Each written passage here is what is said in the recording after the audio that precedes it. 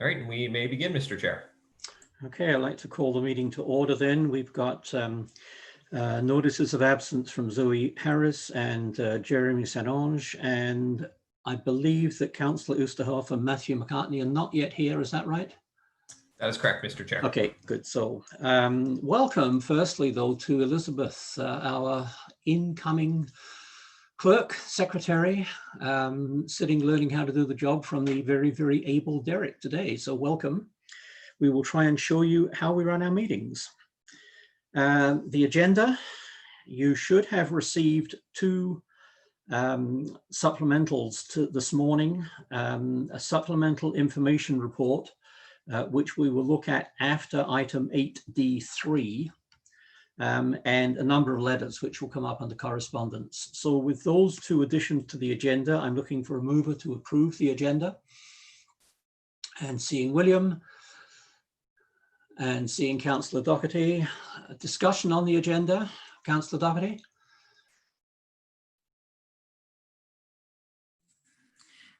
Thanks, and through you, Mr. Chair, just wondering if I can get some advice from staff. One of the addendums that we received included a submission from Matt Gervin and staff, although staff were not able to offer a recommendation either way. I wonder if we could discuss the windows today. The contractor did have concerns regarding timing with the winter coming up, and I was wondering if we could actually move that discussion forward, and particularly now that we have the submission from you have the supplemental information report, which will come up for discussion and for motions as to what to do with it. Okay, so that we will be discussing it then. Okay, yep. Thanks. Thanks. Further questions on the agenda, Don? Need to unmute yourself. Thank you. Yes, I have a couple of questions to raise under other business. So could you make a note of that when the time comes? Okay. Thank you. Other items? Seeing none, you have an amended agenda. Those in favor of the agenda? I don't see, oh, 1, 2, Matthew, welcome. 1, 2, 3, 4, 5, 6, that'll do it. Thank you very much. You have an agenda. The minutes of August the 19th, do we have any corrections, improvements, etc., etc.? Otherwise, I'd look for a mover to approve those minutes. Councillor Doherty, seconded by William. Discussion on those minutes. Seeing none, those in favour of approving the minutes. Those opposed, you have a set of minutes.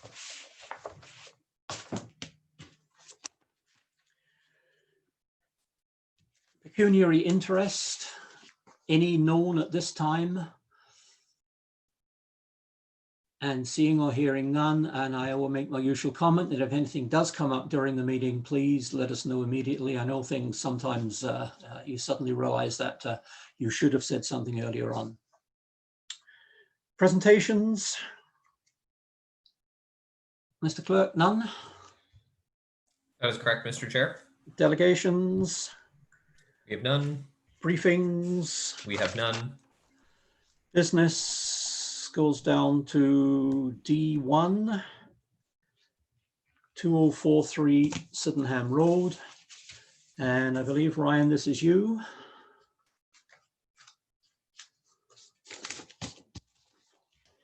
Yes, that's correct, Mr. Chair. Good. Good morning, Ryan. Good morning. Do we have a presentation, Mr. Clerk? Yep, just one moment and we will get it up there.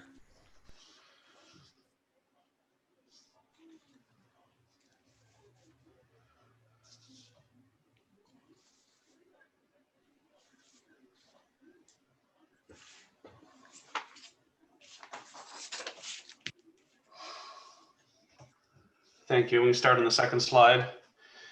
This, Mr. Chair, is an application just north of the city on Sydenham Road. Can we go to the next slide, please?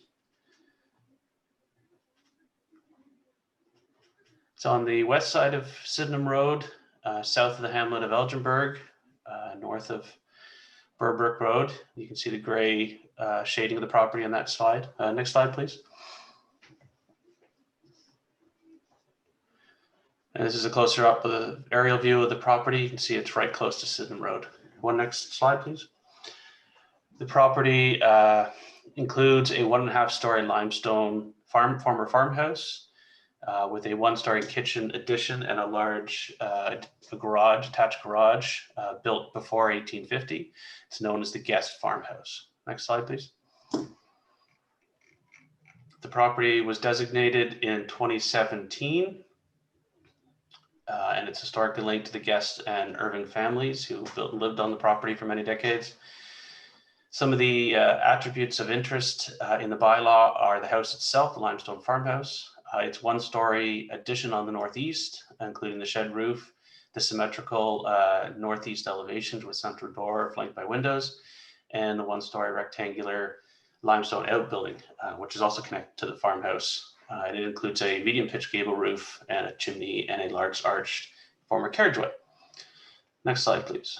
So what's before the committee today is an application under Section 33 of the Heritage Act. It includes a number of alterations to the property. Unfortunately, many of these alterations have been started prior to the committee seeing this application. There are 3 primary alterations that we're looking at today. This slide is the main front door. You can see the before and after pictures. This includes a new front door that was installed, as well as some repairs, repainting, and concrete parging done on the front porch, stairs, and railings and covering. Next slide, please. The next slide will show the eastern side of the building. And this is the before picture from 2015. And into the next slide, please. The alterations that are being proposed is to alter the 4 east-facing windows and doors on the kitchen and garage additions to accommodate an interior renovation to an existing kitchen and laundry room. The existing pattern of window, door, window, and window was altered to accommodate new equally sized windows and 2 doors in that order. The applicant has provided a cover letter with an overview of the plans, some before and after pictures. And I would note that the skylights that you see in the image were actually installed prior to 2017. So they're not part of this application. They were done before the designation bylaw was in place. And similarly, there's a number of interior alterations that were done, but there are no interior heritage attributes in this designating bylaw, so they are also not part of this application. So in terms of staff's review, as I mentioned, the owner unfortunately has completed much of the exterior work prior to receiving approvals under the Building Code and Heritage Acts. However, many of the alterations have had a positive and welcome impact on the cultural heritage value of this property, including the repair and reparging of the main front porch and the secondary side porch. The most significant alterations are the change to the openings on the east wall, changing an original opening in a heritage building, particularly those noted as heritage attributes, can permanently change the form of a heritage building's design. Without documentary evidence, changes to what could be an original opening may remove a key historic feature that may provide a glimpse into the property's past and provide lessons on the historic use of that portion of the building. The physical evidence, which was the slide previous to this one, shows it was noted by the applicant that while they were altering the doors, there's an indication that the central door may have been a later change, which helps support this alteration, since it would represent returning the door to a former location. Further, the altered openings reflect a traditional rectangular shape and standard size, similar to those throughout the building. And even without benefit from staff and committee expertise, the masonry work that was completed on this building appears to be well done. So when considered against the other cultural heritage attributes on this property and the heritage value as a whole, including the limestone construction, the original roof profile and chimney, the garage with arched carriageway door, the traditional front end elevations. The alterations to the fenestration on this, a secondary facade, has a minimal impact on the heritage value of the overall resource. On balance, the conservation efforts undertaken by the applicant, such as the reuse of limestone and wooden features to adapt and reuse this heritage resource, provides that the alterations of these particular openings is considered acceptable in order to conserve the overall cultural heritage value of the property. So as a summary, the subject property includes a culturally significant limestone farmhouse in Kingston's countryside.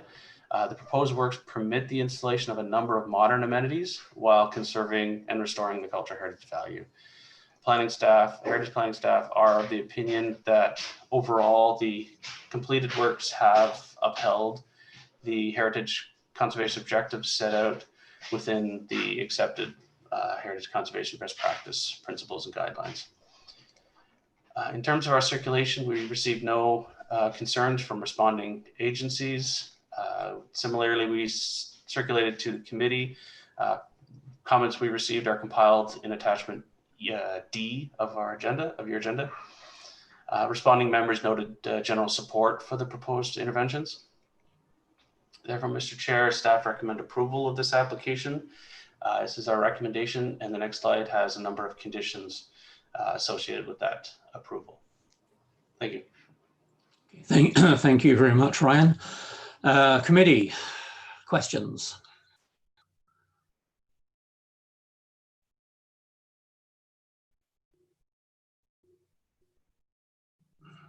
Matthew.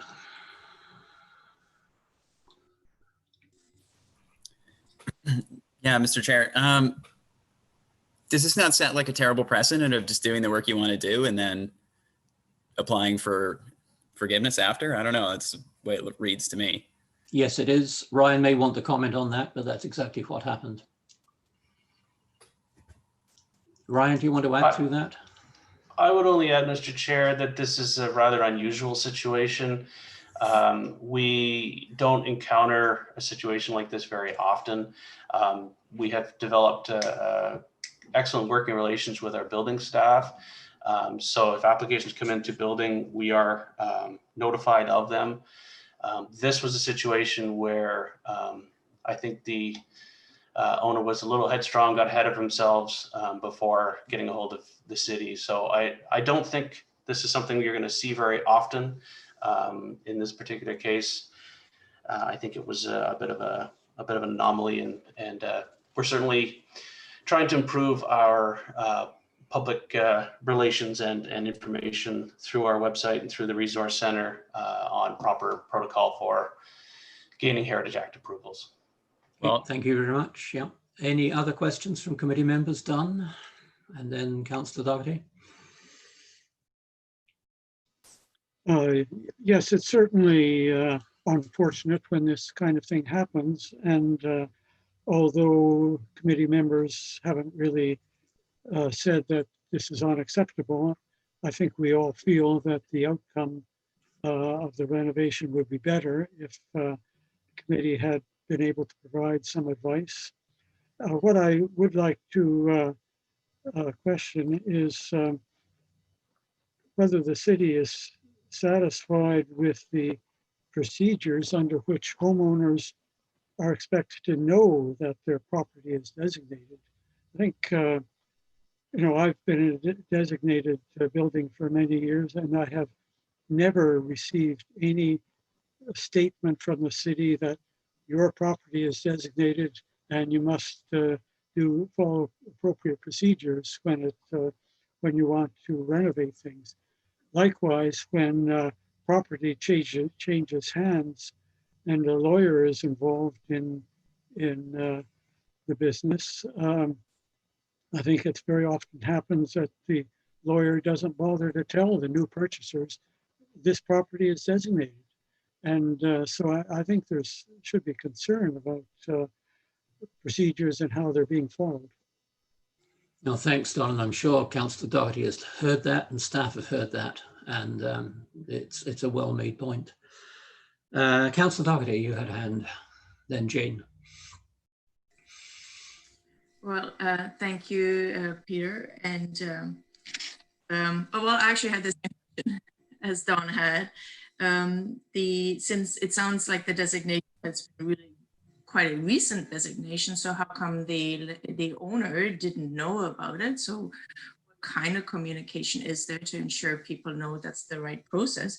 That's my one question. And my other question is what recourse we have, because Matthew is right. This does not, this is not, it's not right when it's particularly, like, what's the use of having something designated if people go ahead and just make changes without the following the correct process? So I wonder if staff could actually answer those two questions. One is, how do we communicate this? How come they didn't know or seem to not have known because they didn't follow the proper process? And two, what recourse do we have when a homeowner just goes ahead and does work to the designated property? Ryan or anybody else on staff want to comment on that? I think this may be a question for Ms. Gummel as well. So we'll go to Andrea first. Sure. Thank you. And through you, Mr. Chair. That's a great question. I may see if Ryan can speak specifically to this designation when it was in place, because he was in the department at that time and I wasn't. But essentially, we work as hard as we can to educate and to work through a friendly enforcement model. So we really try to achieve compliance through communication and by offering support and help to navigate the process. Sometimes that's not always enough. So we agree we would like to do some more like communicating directly with owners of designated properties. At this point, we really don't have the resources to do additional outreach where we basically flag anything that comes in through planning or building. And certainly whenever anyone contacts us with a question, we provide all the information. But it is possible that someone may not have done their due diligence as an owner to find out about a designation. We do in planning in general expect, like there is an expectation that people will do some due diligence when they acquire property to find out what various rules apply to it. And we always do encourage people to do a thorough search when they're purchasing property. We also provide zoning compliance letters at the time of purchase. So quite often when a real estate transaction is happening, the lawyer's office will reach out to the city. And so when we provide that zoning compliance letter, it would include information about heritage designations.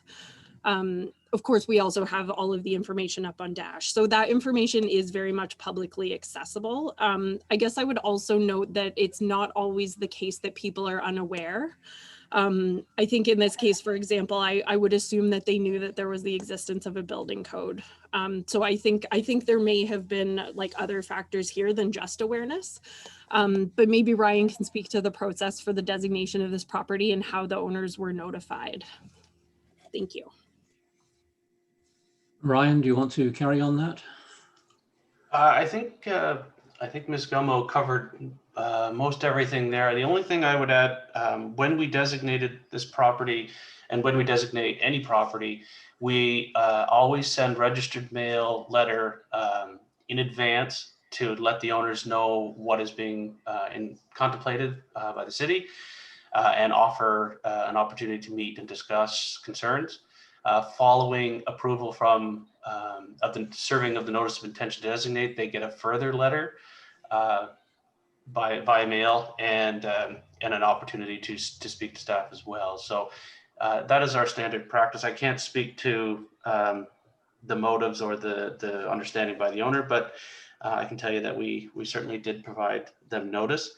And as Ms. Gummo mentioned, we do try to enforce these through a friendly process. This applicant was very remorseful that they undertook this ahead of approvals and was willing to work with us to get the application in and try to accommodate our concerns with their alterations and do the best they can for this building. And that, I think, is our objective all the time.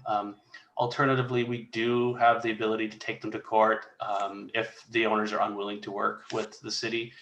And we have done that in recent memory. So there is that option. But as we said, we try to work with these owners and achieve a good result, both for the owner's needs and for the building and heritage value of the property itself.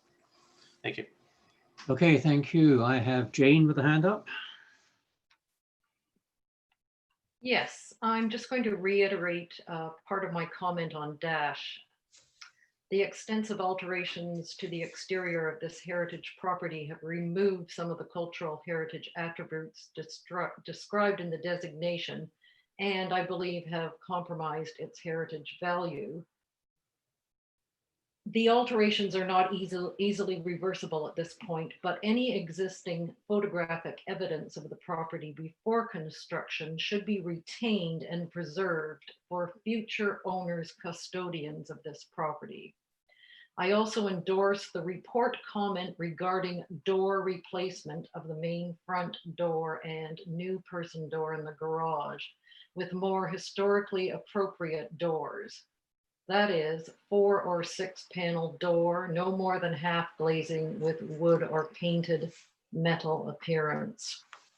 Even if Heritage Kingston approves this application, from my point of view, this does not excuse, condone, or set a precedent for altering a heritage property without prior heritage approval. Thank you. Okay, thank you very much, William.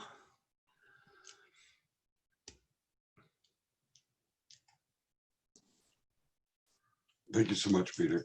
Just a question for the staff. Under Part 4, Part 5 designation, do the designations get registered on title of the real property?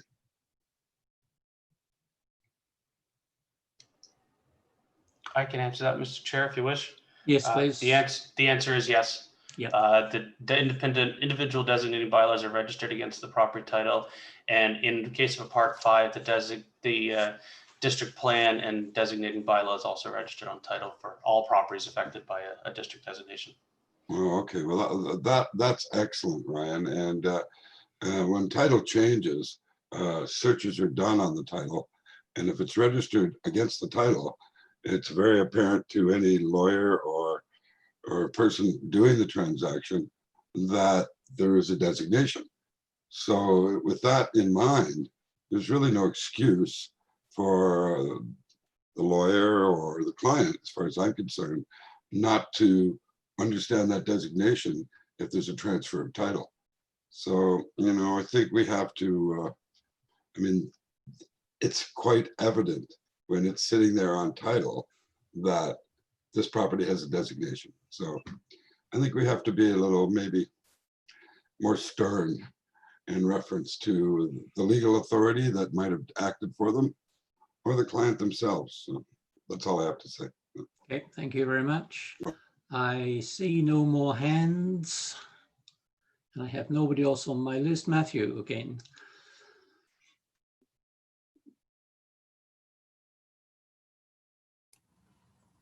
Yeah, thanks, Peter. So what's going to happen now? What's the next step here? You're going to vote on the approval or otherwise of these changes. If they are not approved, well, let's then go on to staff, Ryan or Andrea. What happens if they are not approved? Thank you, and through you, Mr. Chair. Andrea, yep. That would essentially, at this point, the owner requires these approvals in order to legalize the work that's been done, and that includes the building permits that are required. So this would slow down that process significantly. I'm assuming that the owner would be seeking approvals to be able to gain those Ontario Building Code approvals as well. So I expect we would be having a discussion with the applicant should this be turned down to see what the options are. Thank you. Okay, thank you very much. Councillor Doughty. Thank you, through you, Mr. Chair. I wonder if staff could share with us what other communities may do. Do other cities like enforce fines when a homeowner does something like this? Can anybody answer that? Yes, thank you. And through you, Mr. Chair, I haven't done an extensive review of this. So if Ryan has any, or if Mr. Leary has any additional comments on this, I'll welcome them from him. In my sort of general awareness, it's rare for a municipality to go to that extent to enforce a heritage issue, but not unheard of. Essentially, it's like many enforcement issues. It can use significant resources in order to participate in any court process. So that kind of approach, I think, is used fairly sparingly from a resource perspective. Certainly, that's how we approach it. And I guess I would also note that other municipalities just do not have the volume of designations that we do in Kingston. Yeah. So the whole issue of kind of heritage compliance just comes up less frequently. Thank you. Okay. Matthew again. Hi, thanks again, Peter. Yeah, so Andrea, to that point, we do have quite a breadth of inventory here in Kingston.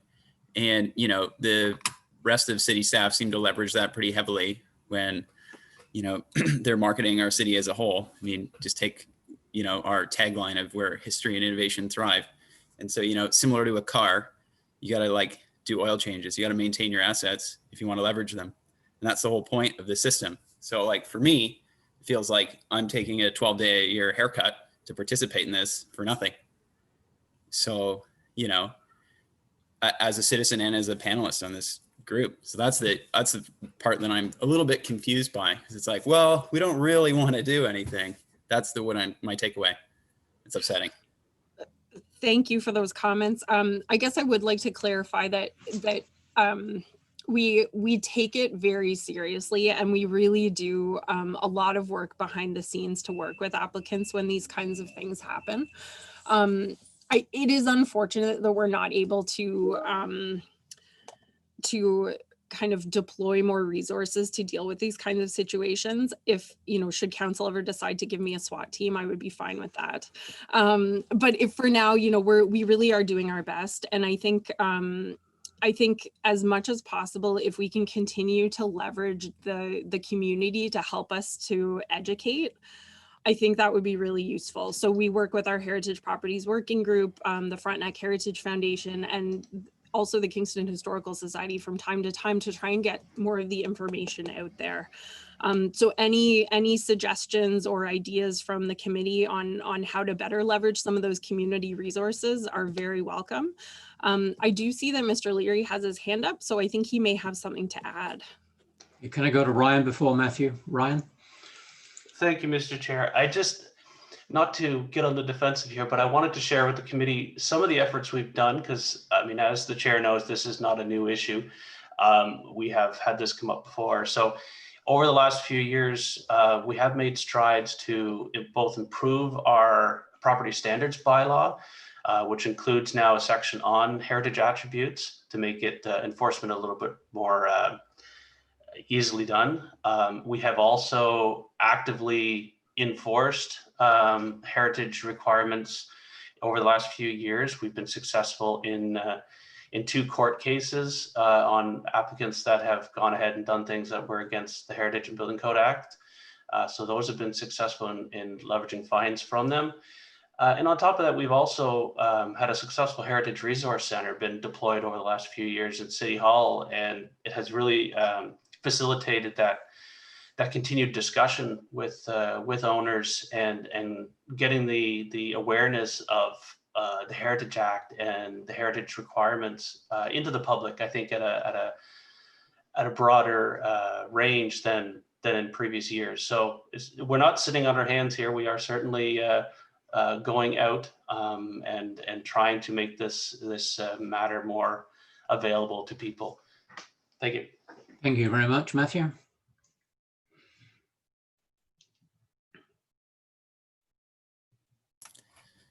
Yeah, thanks, Peter. Yeah, that's awesome, Ryan. Thank you. Now, does it not, it seems to me then like maybe it's on us to then put a motion forward to say that you guys need help, maybe need someone in building who has a relationship with the materials so they can go out and review this stuff. It seems unfair to put it on planners to go out and have a relationship with the materials. Does that make sense? You know, to go out and review the materials, you know, it'd be like saying I'm qualified to go out and review planning stuff.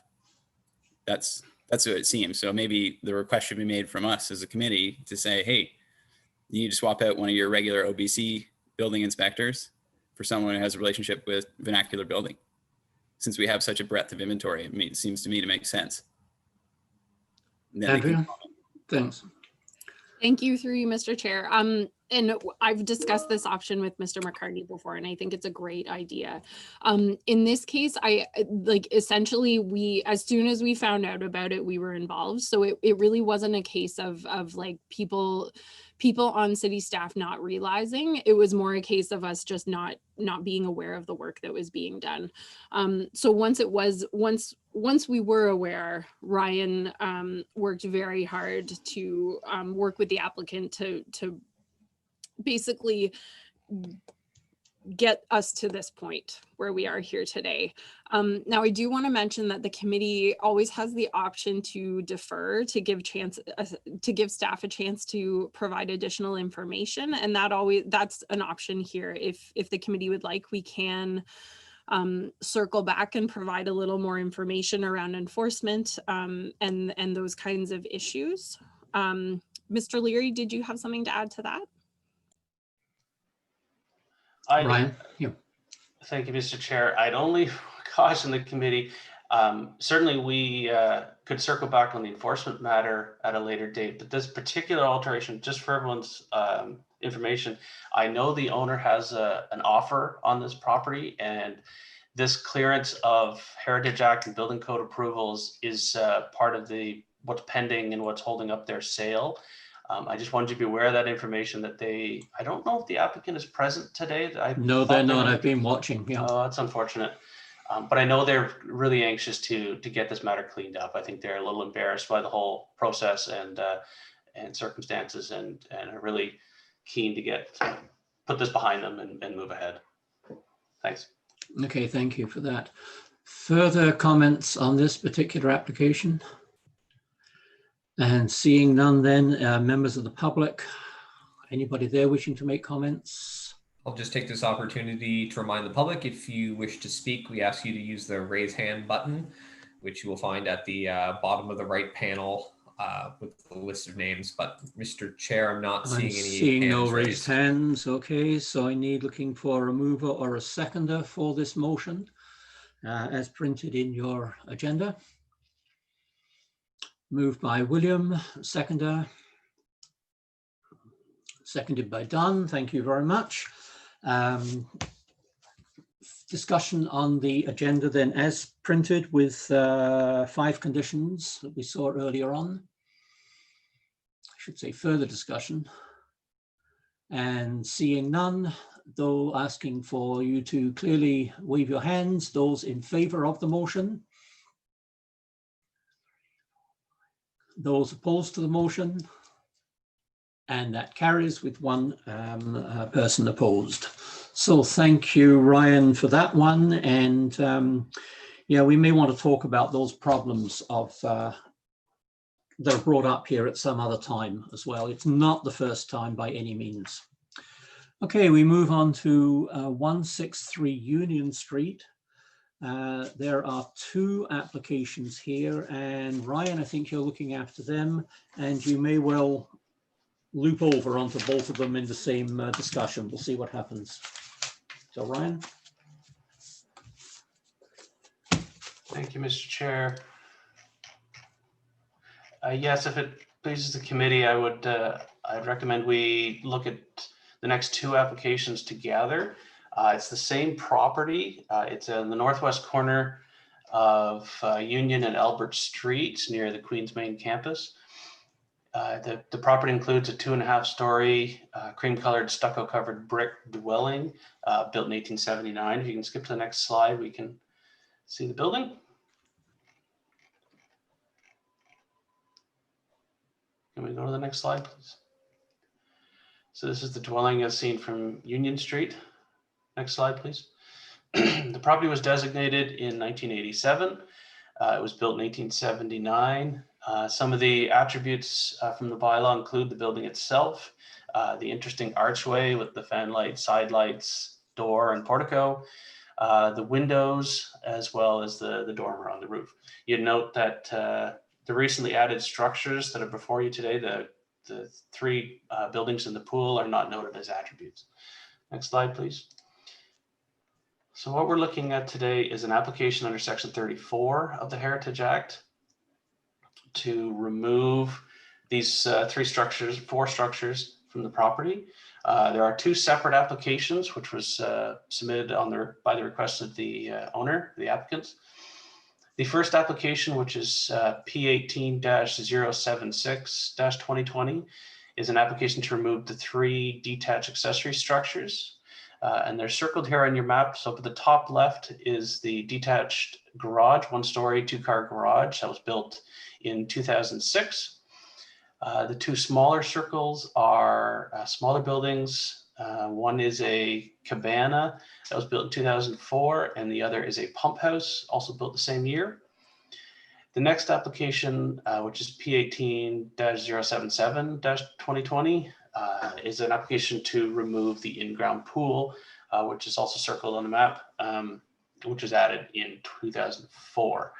This property was recently the subject of two consent to sever applications, which requested the creation of a new building lot on Union Street where the pool is, but that was denied due to heritage impact grounds. There was an application to sever on a lot on Albert Street, which is the location of the three buildings, which was approved, and the removal of these structures are conditions of that consent approval. The applicant has provided cover letters and photographs, as well as a copy of a heritage impact statement prepared by Andre Scheinman as part of their application. Next slide, please. We'll show you some of the buildings up close. This is the detached garage as seen from Albert Street. Next slide, please.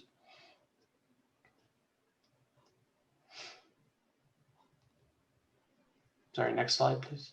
These are the Cabana and pump house on the corner of the property. Next slide will be the pool. So in terms of our review, the demolition under Section 34 of the Heritage Act, demolition of any building or structure on a Part 4 designated property requires approval from the municipality and review by its Heritage Committee. So that's what we're doing today. The four accessory structures were built between 2004 and 2006. They were constructed for the specific purpose for the previous owner. And these accessory structures are not considered part of the cultural heritage value of the subject property, and the removal has no impact on the cultural heritage value of the attributes of the property.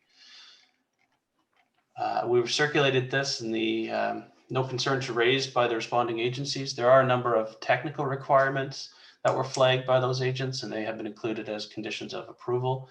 Similarly, we circulated the committee, and the comments that we received during Exhibit E. No concerns were expressed from responding members for either application. And Mr. Chair, staff recommend approval of this application subject to the conditions in these motions. And I'll mention that there are two separate motions here. This is the first one for file -076. And the next slide will show the second separate application for the pool, which is file -077. Thank you. Good, thank you very much. Committee members, questions? And I'm not seeing any. Oh, Jane. Just a comment. Even if the designating bylaw is removed from the title of the severed property by council,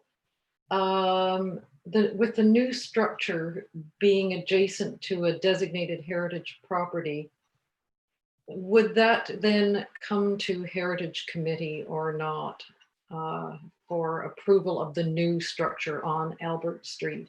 Thanks. Ryan, not directly on this, but it's an interesting question. Thank you, Mr. Chair. I think we speak to it briefly in the report, so it's somewhat related. So the designating bylaw for this property includes the proposed severed and retained lots. The bylaw was registered against the title of the entire holding at the time of when it was passed in the 80s.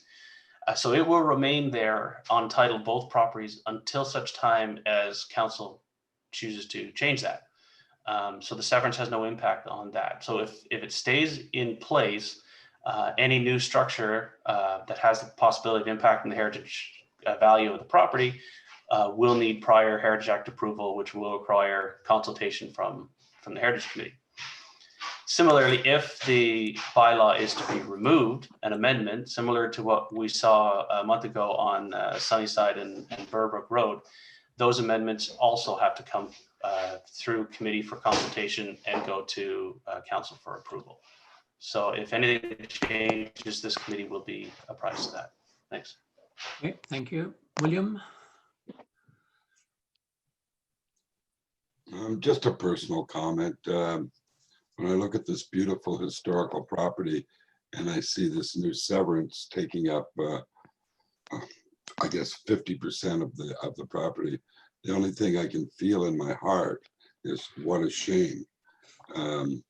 It's just such a gorgeous existing property, and I know that's not part of my job here, but I had to say it, so thanks. Thank you indeed. Other comments on either of the upcoming motions? And seeing none, seeing no hands, is that right, Derek? Mr. Chair, I believe Yuko Leclerc from Foten had his hand up earlier. He is the agent of the applicant, so perhaps we can see if he has some comments he'd like to make at this time. Okay, Yuko, do you have comments? Thank you, Derek, and through you, Mr. Chair. I don't necessarily have anything to add, but just to the question earlier regarding the heritage approval process as well.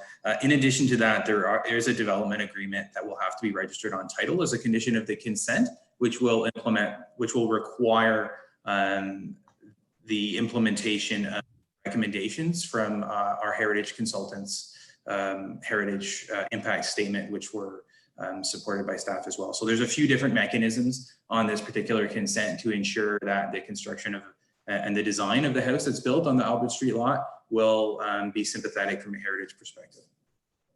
Okay, thank you very much. Further members of the public?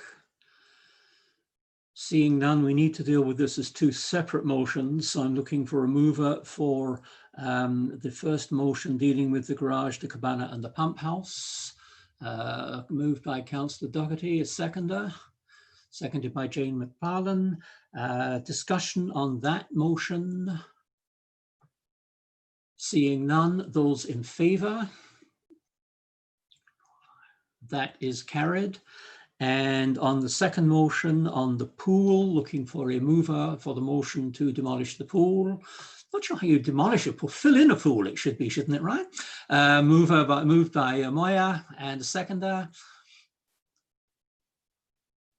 Looking for a seconder. Seconder, Councillor Doherty, thank you very much. Further discussion on demolishing the pool? And seeing none, oh, sorry, done. Was that a discussion or a question? Need to unmute.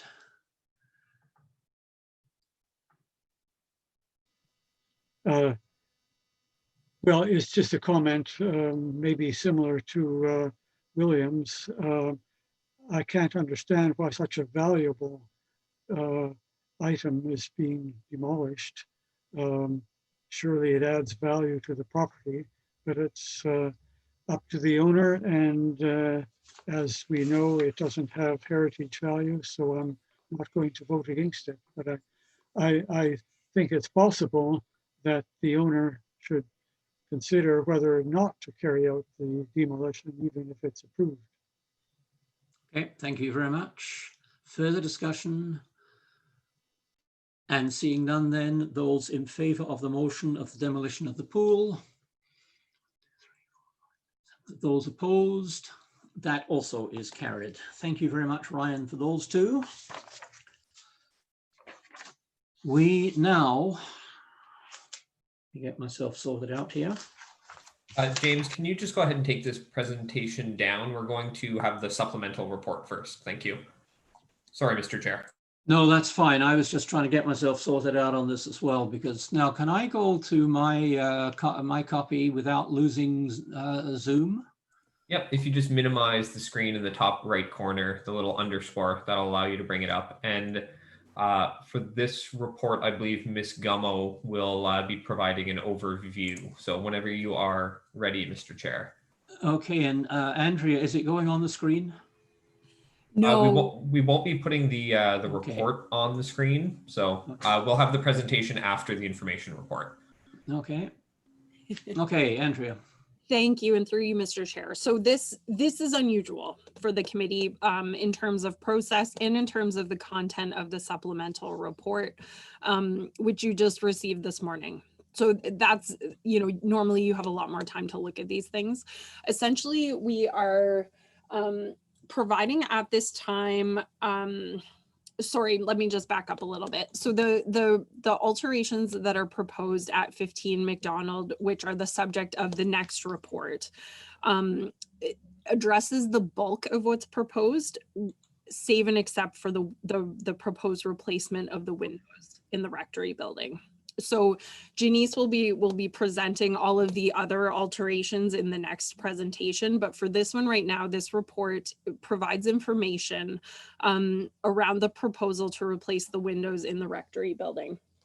So at this time, staff is not making a recommendation to the committee on this item, but we are bringing it forward at the applicant's request, and committee has the ability, should they choose, to make a decision on the windows today. And the way that that would happen is by amending the recommendation for the next report that Janice is going to do. So essentially the committee has the ability to add the windows onto the bulk of the other approvals, should they wish. So the reason that staff is not making a recommendation at this time is because the information to support a recommendation, we haven't had a chance to essentially review the latest submission, which came in yesterday afternoon. So we did want to provide it for the committee's information. And essentially what we have here is a situation where the windows policy actually doesn't give us direction. But in the past, staff would have applied the windows policy to this type of situation to say that the period windows should be retained. In this case, because the windows aren't listed as a heritage attribute in the older designation bylaw, the windows policy doesn't technically apply to this situation. So that's something that staff have been discussing with the applicant, and from my end, we're going to be bringing forward some amendments to the windows policy to help clarify, because we find that this is a little bit confusing for both staff and applicants. But essentially, because the Church of the Good Thief property has an older designating bylaw, the windows aren't listed as heritage attributes. We do believe that if the bylaw were to be updated these days, it would include them.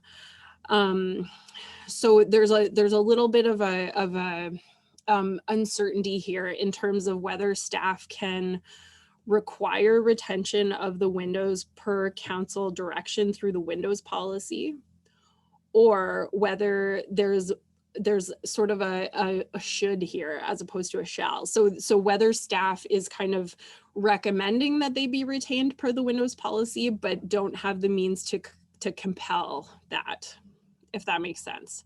Now, of course, the committee's decisions are what are the final step here. So the committee makes the decision on this. But I wanted to provide that background on the windows policy just to let the committee know what we've been struggling with. Now, from the applicant's perspective, they've listed a few reasons why they would like to replace the windows. They've provided information to suggest that the windows have not been particularly well maintained and are in rough shape, that they don't provide ease of use based on modern standards, and that they don't provide enough acoustic insulation for the road noise from King Street. Now, staff are providing those reasons to the committee for their consideration. In addition to the point that Councillor Doherty had raised earlier in the meeting about that winter is coming and the building season, is coming to an end potentially for this year, and the applicants are in they're very anxious to continue movement on this project. They have a number of trades lined up to do the work, and they would like to be able to let them continue to work. So I'm happy to answer any questions around this. I hope that was clear, but please let me know if I can clarify anything. Thank you.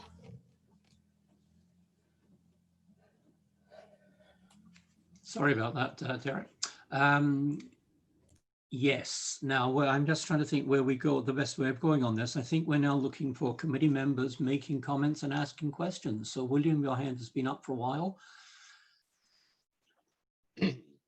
Thank you, Peter. I'd really like to see that staff report, and it's certainly no fault of the committee that the windows are now removed. And I would like to defer this until we have a complete staff report on the total situation. Thank you. I'll be looking for motions in a moment then. Jane? Yes, I have read that whole thing that came in yesterday or today, and I still do not see a window by window assessment by a qualified window restorer. I see comments about not being actually able to look at the windows, and one window that was viewed. So I would like to see the window by window assessment. I understand what Andrea is saying regarding the window policy. It is very unclear and does need to be revised. I've read it a number of times, trying to sort it out. So I think we need a window by window assessment before we move ahead. And someone actually needs to be able to get in there and see what state those windows are in. I would also like to comment on the noise issue. If restored windows with double glazing are on there, I don't think, I've read the noise report as well, I don't think that noise would be such an issue. The noise report appears to have been commenting on aluminum storms that were on, no storms at all. So again, we're trying to make a decision with too little information. Thanks. Thank you, Jane. Andrea? Thank you. And through you, Mr. Chair, I just wanted to mention that Member McFarland's comments are bang on. The windows policy is unclear. And we do normally require a window by window assessment by a qualified professional. We now have a statement from a qualified professional, but it's correct. It's not window by window. And so that's part of the reason why staff have been struggling a little bit with this aspect of this overall permit application. I am wondering if the windows are in fairly good condition based on what we've seen so far. So I think that, like, from the committee's point of view, maybe not from the applicant's point of view, but in terms of what the committee considers in terms of a window that is repairable, I think the committee would consider these windows to be in fairly good condition based on what I've seen. Thank you. Thank you very much. Other committee members? Councillor Doherty? Yeah, thank you, and through you.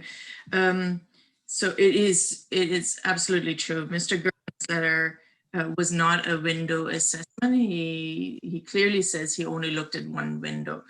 And Andre Scheinman's heritage impact statement does state that the windows are in pretty good condition, actually. But I wonder if we've checked with legal, like what's the legally, because the window policy doesn't technically apply. I just wonder what does that mean legally for, like, can the Heritage Committee still say that the windows must remain or must be repaired? Or just wonder. Okay. Andrea? Thank you, through you, Mr. Chair. That is a great question.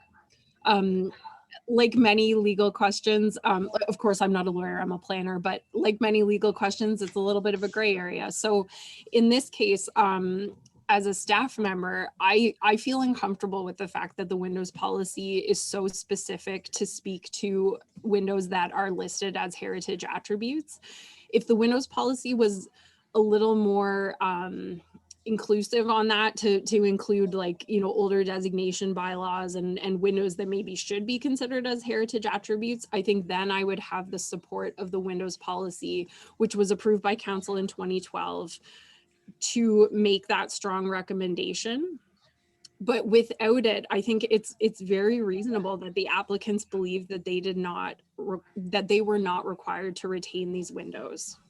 Because if, you know, as an applicant reading the windows policy and then looking at this project, it would appear that that policy doesn't apply.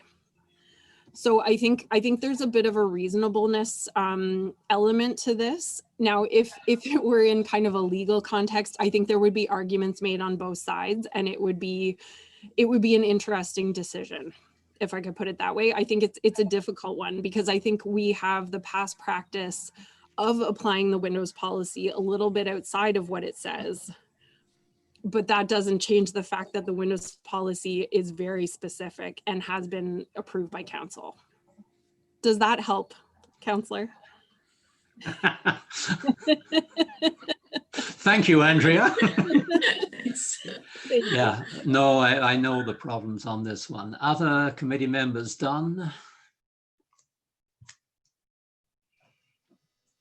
Yes, I'm sure this does have the potential to become very messy and complicated, and a drawn out legal struggle could come out of this. I certainly hope not. It shouldn't happen that way. I know the windows policy has been problematical, and we've had this various problems over the years. You know, it says in it that windows can be replaced if they're in poor condition. And so the owner comes along and says they're in poor condition, or the window salesman comes along and says those are in poor condition and should be replaced. But you know, I think what we have understood in the past is that that policy can't be assessed without an independent review by an arm's length reviewer, and not by anyone who the applicant asks to give an opinion. Much as I respect Matt Gervin's opinion, it's far from being in support of the applicant's position. But I really don't think this committee can make any decision based on the information that we have before us at the moment. So it's okay to sort of discuss this in a general way today, if that helps, but no way should this committee be making a motion respecting these windows without good information. And about the legal situation, I'm sure it is complicated and I should mention that, as I have mentioned before, over a year ago, or for the last year, the working group prepared a new list of heritage attributes, which includes windows. And it is actually in the agenda. If you find the right page, you'll find that draft update of the heritage attributes. And of course, that has no legal standing, but you know, I think it's all part of the sort of situation that the committee and perhaps the courts, tribunals will have to deal with. So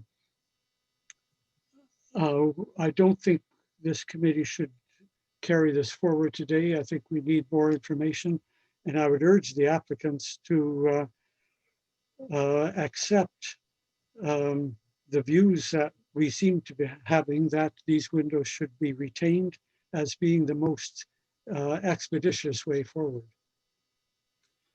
Thank you, Don. Matthew?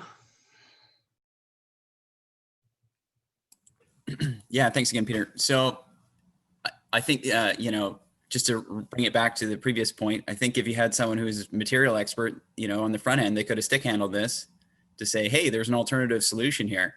You know, secondary glazing, which would retain the windows entirely and provide the like superior, arguably superior thermal insulation and acoustic insulation. So you would have been able to retain all the original assets, and you wouldn't have $70,000 worth of windows sitting in a sea can right now. So I think, you know, just to bang on my earlier point, and, you know, as Councillor Doherty said, is there a precedent in other municipalities? Absolutely. Not in Canada, maybe, but in the UK, they have a conservation officer, and that's pretty much what they do. They help these people from the planning phase navigate through these sorts of problems. So it's not like this. Anyways, thank you. Thank you very much. Other members? If I not, believe Miss Gummo just has her hand oh, up to Andrea, provide some sorry. information. Thank you through you, Mr. Chair. I did just want to clarify one point. Now, again, this is a case where my understanding is that the decision by the applicant to order the windows did happen prior to detailed discussions on that with staff.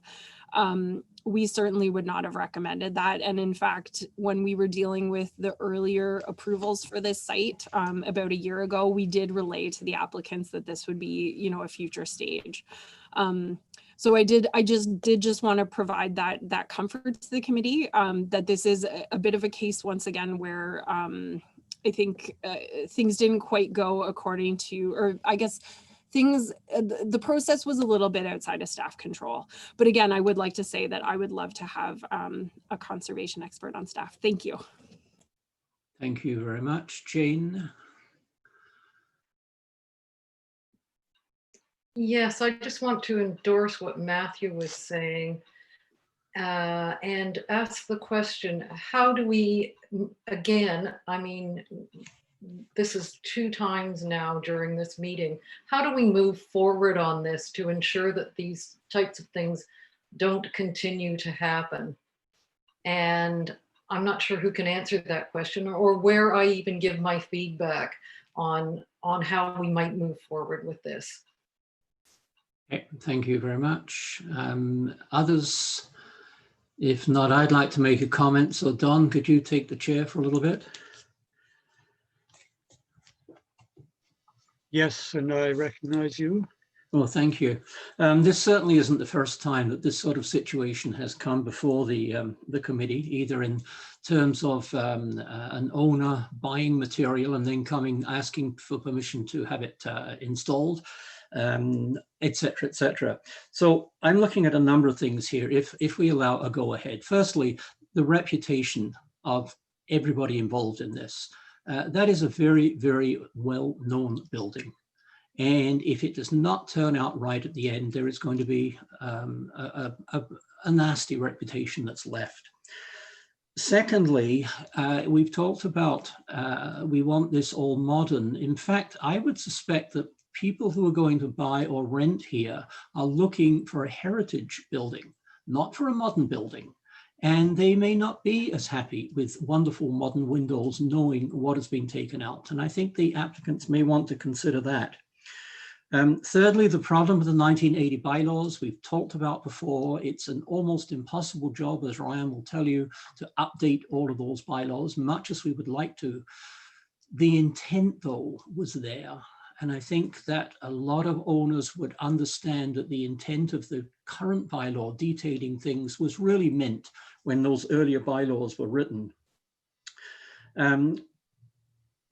So fourthly, I agree with what most of you have said. I think that we need to visit, we need to see, but we need a window professional with us. And those of you who've been on tours with somebody who knows what to do with a window will be most surprised by what is said. I'm really, I think, most surprised of all by the fact that it's a noise complaint that is causing these windows to be changed. That house is not right on the street. And as far as I know, it is not a noisy street. Come and try living close to Princess. And you may know what noise is. So I need a lot more reasons for totally destroying the front of that house and putting brand new windows in. Thank you, Don. I return the chair. Other comments, Andrea? Thank you, through you, Mr. Chair. I did just want to speak to the noise issue briefly because Janice and I spent a little bit of time looking into that. My understanding is that it seems to be a preference on the part of the applicant to provide noise insulation from King Street. There is noise from King Street, and you're quite right, Mr. Chair, on Princess Street. So whenever a new development goes in along a noisy street, there are requirements that come up through a noise study. And basically that's reviewed by our engineering department, kind of together with our building services department. And so they look at the question of noise and whether what's being proposed is sufficient to provide reasonable noise levels within the new construction.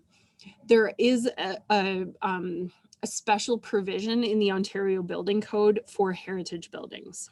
So there isn't, no one is compelled to replace the windows in a heritage building, as I understand it, for noise reasons, because it's recognized that there is heritage value there. Like at that point, it's not just about noise.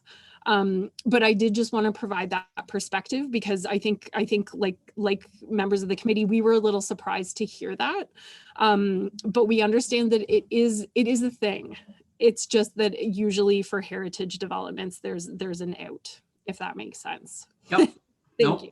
Thank you very much. Looking for further comments and seeing none, looking to what you want to do with this report, whether you want to defer it to the October meeting, in the meantime having a professional and preferably the committee also having a look at the windows, whether there is other things that you want to do with it.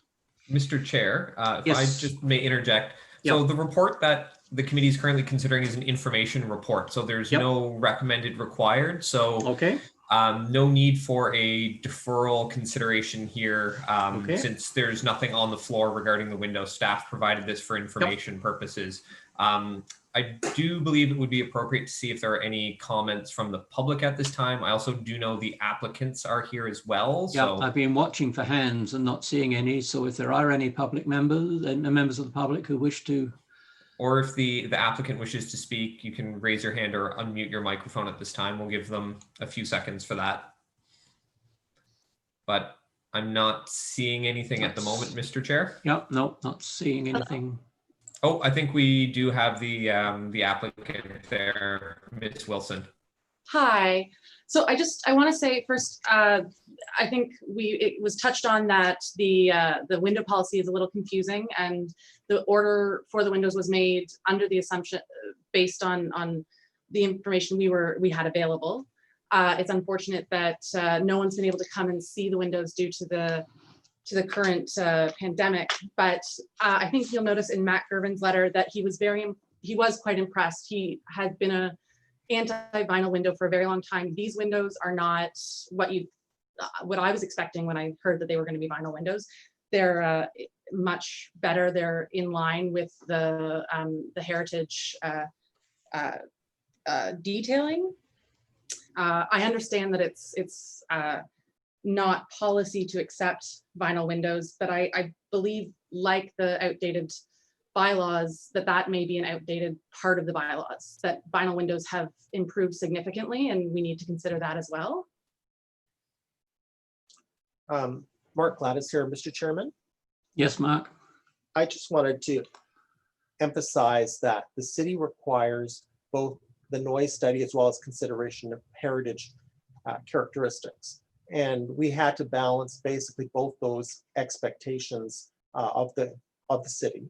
And essentially, the noise study by HGC Engineering is a requirement, and we are following those kind of parameters provided. In addition, that report provided the owners 3 options. One was to essentially put a forced air ventilation system, which would have an exterior impact on the building. There was the need to double glaze the windows and a warning clause. So we felt that the window replacement and the warning clause was the most judicious way of moving forward on this in addressing the noise concerns raised. So essentially that's what drove that aspect of the decision making. And then in addition, our general contention is that we are seeking relief from the windows policy in regards to the overall rehabilitation of the rectory, which in all other respects conforms to conserving and maintaining the exterior of this designated heritage building. So we struggle as it moves from a single family to a multi-family building and trying to find solutions in that regard. Thank you. Okay, thank you very much. Other members of the public?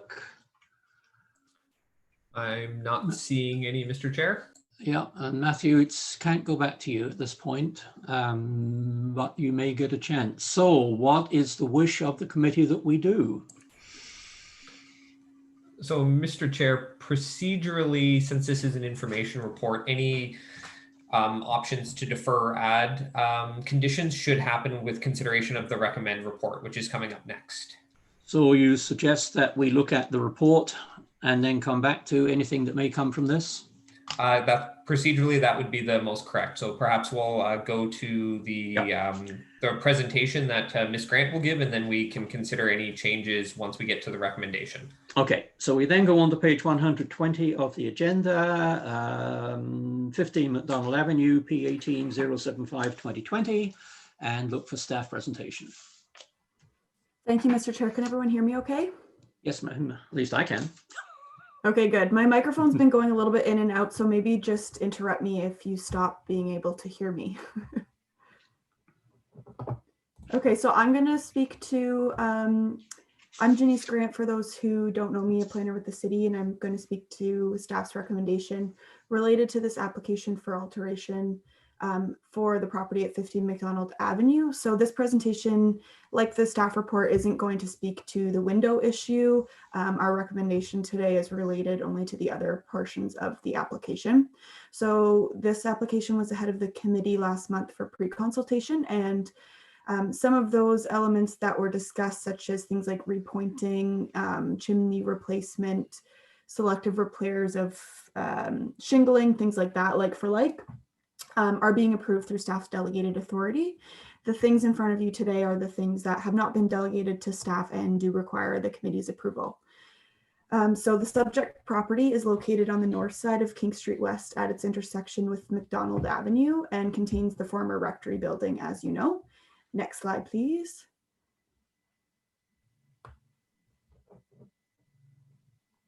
Thank you. So the church closed in 2013 and the rectory building has been sitting vacant since at least then. The owners have obtained a zoning bylaw amendment and site plan control approval last year that facilitates the redevelopment of the larger site, including the conversion of the rectory building to accommodate 4 residential units. Since the building has been sitting vacant for a while, pretty significant works are required in order to bring it to a safe, functional, and attractive condition for residents. Next slide, please.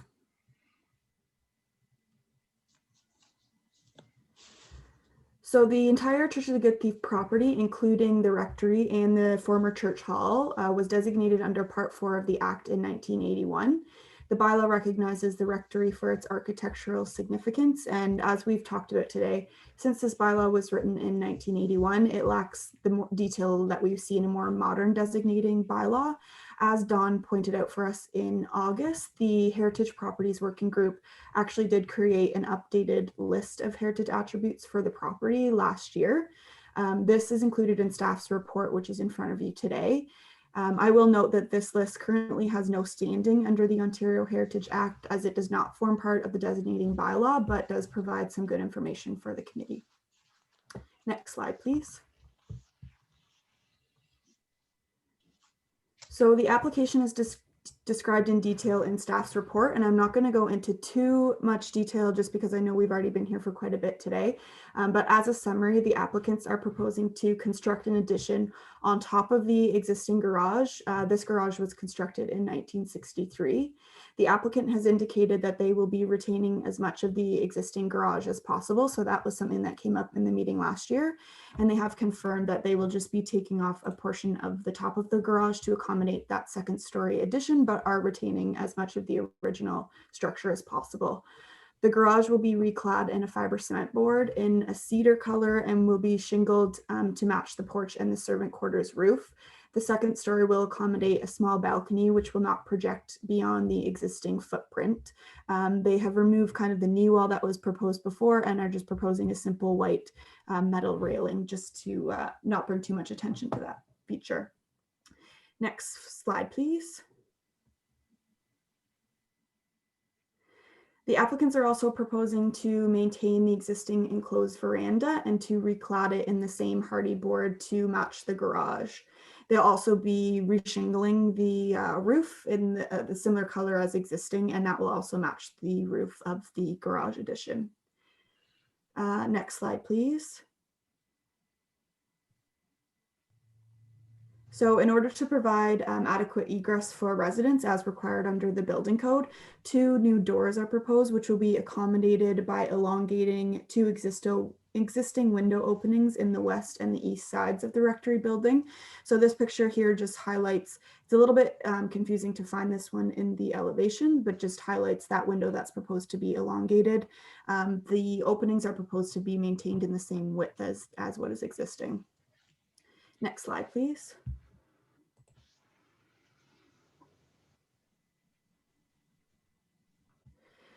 So based on a review of the applicable policy and guidelines, we find that the proposal is reasonable to accommodate the 4 residential units within the building and that the works will conserve the cultural heritage value of the building as is further described in staff report.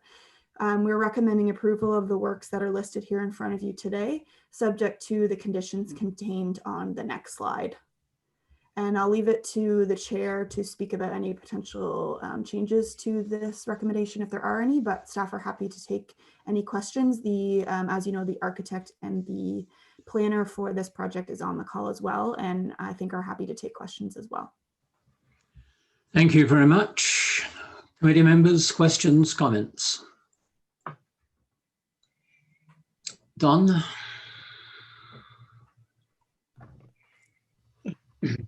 Generally, I think I don't have concerns with the proposal, but there's a couple of things where we don't really have very much information. I'm thinking particularly of the new doors. We saw a photograph of where the new door on the east side is going to be located, but we don't actually have a plan, or at least I couldn't find any plan of the new doorway. I'm assuming that in its design and construction, it will match pretty closely existing. There's an existing doorway on the east side of the building, and I'm assuming it will be built to match that rather closely. For the other doorway, we really can't see anything. We've no idea what is there. It's a sort of a basement entrance doorway, and it's not possible to see what's there and how the new doorway is going to be constructed. So I think a little more information would be desirable, and possibly amending the conditions to ensure that the design of the new doorways is acceptable. Gillian or anybody in the office, do you have any comments on the doorways? So the doorway on the west side will, the north side will be match the one on to the east as much as possible. You're correct. It is a doorway to a second floor unit. So there were plans provided with last month's meeting. Those have not changed.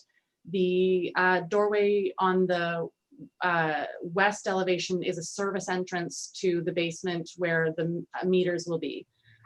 So we're working with the engineer now to provide structural drawings for that basement access. But we're also working with the city on getting that approved. The door itself is just, it's another window opening. It's not an arch window. We're keeping the same sill height or header height and dropping the sill to below grade, so we have access to the meters and matching the railing to what is above on the addition. Okay, Don? You want to think about that? Yes. Okay, Jane.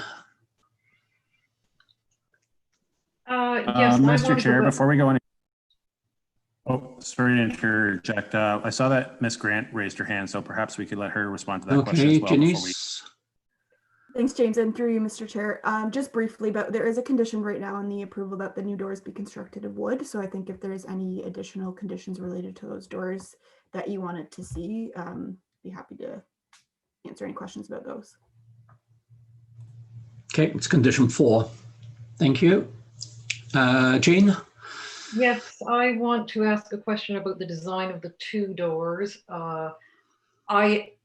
I can't see those doors designs on the plans right now, so it's pretty hard for me to envision what Jillian was speaking about. However, I'm especially concerned about the door in the arched window space and wondering how that's going to be treated. And I don't see anything that shows that on any plans. So if you have something, I'd like to see it. And also, I would like to say that any material removed, the brick and limestone, should be kept on the property and used for future repairs. This is normally a condition, or I've seen it a lot of times as a condition, and I think perhaps that should be added as a condition for these 2 openings. The brick is very quite an unusual color, and if you ever had to do any repairs, it would be very useful to have that on site.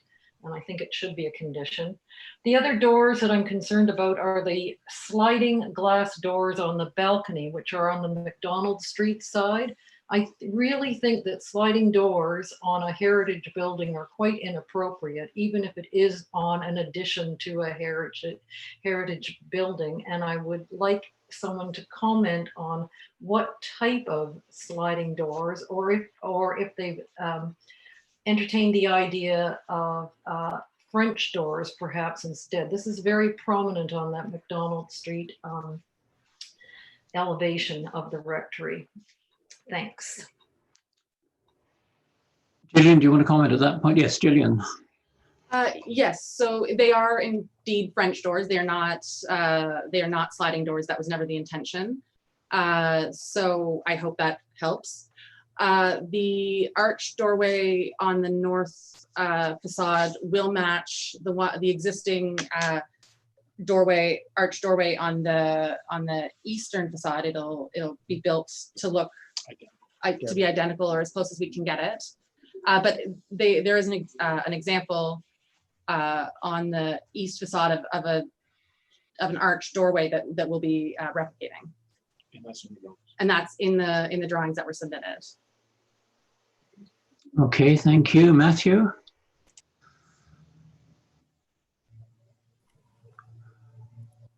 Hi, thanks again, Peter. Yeah, so 2 things. Earlier on, Ms. Grant spoke about the delegated authority of city staff, which again, I'm beating this horse to death. There's a bunch of planners on staff that are speaking on material makeup, and that's just of concern to me. I mean, we just keep running into these problems, and I think it's unfair to them to have to comment on something that's not within their technical expertise. Anyways, so that's the first one. And I think to Ms. Wilson's point about the new replacement windows, although being PVC and makeup, are quite impressive. The fact of the matter is that we're governed by the standards and guidelines, which ask us to conserve heritage value by adopting an approach calling for minimal intervention. So, if the windows are able to be retained, then we should retain them. And that later on, they ask you to do in kind with like for like repair. And so changing the material changes the makeup of the structure. And one of the unique things about these buildings is they're constructed of elemental materials, which are serviceable throughout time, which is something that unfortunately you just cannot do with PVC. And so that's one of the things that we just need to not stray away from. Thank you. Okay, thank you. Looking for any further comments here at all? And seeing none, I would open it up to the public. Anybody in the public wishes to raise their hand and be recognized? Just remind the public one last time, if you wish to speak, please use the raise hand button, which is at the bottom of your participants tab on the right-hand side of the screen, but I'm not seeing any. Not Mr. seeing Chair. anything at all there. So I look to the committee for a mover and a seconder of the printed motion, which you have on page 121, 122 of the agenda. Moved by Don, seconder by William. Discussion. Done.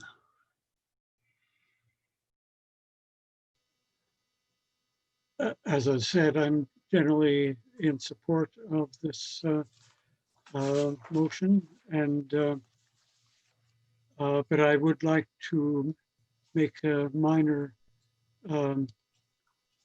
revision to the conditions. Unfortunately, I'm having trouble getting the conditions in front of me right now. Sorry.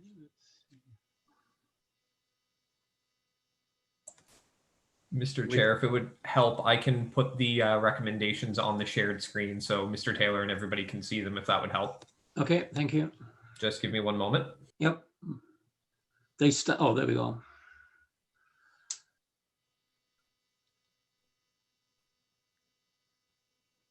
Yes, could you go down to the, oh, sorry, go back there, that's fine, yes. Condition 4. I'd like to move alteration to, or amendment to condition 4 to read the new doorways shall closely match existing doorways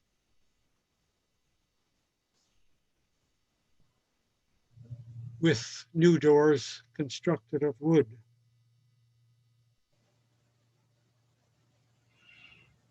Okay. So the new doorways shall closely match existing doorways with doors to be constructed of wood. Yes.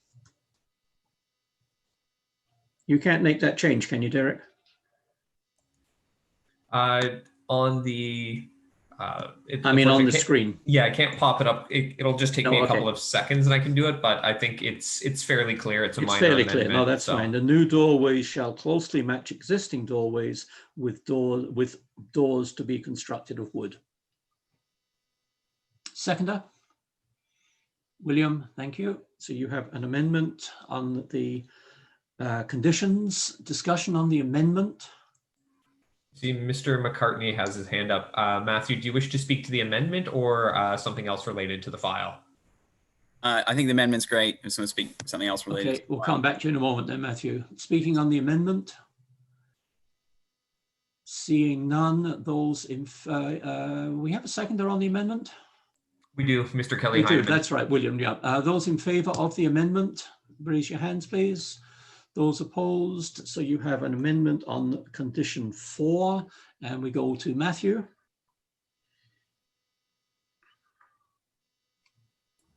Hi, thanks again, Peter. I think this is overall a great project with like great intentions, and I think it's displayed in a lot of the actions has already been carried out. Having great trades, taking care of the roof, taking care of the masonry, doing all those sorts of things.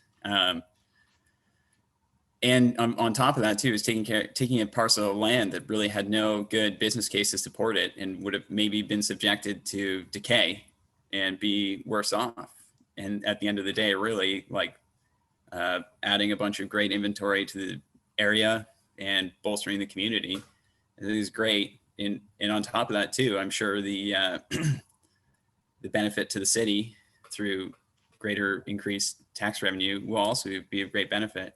I think we unfortunately have exposed some holes in our own internal policy, which leave us with our hands kind of tied. So that's how I'm feeling at the end of this. And we just need to work on that. Okay, thank you. Jane, do you want to add an amendment about retaining brick and stone? Yes. So I would like to add any material removed to enlarge door openings should be kept on the property to be used for future repairs.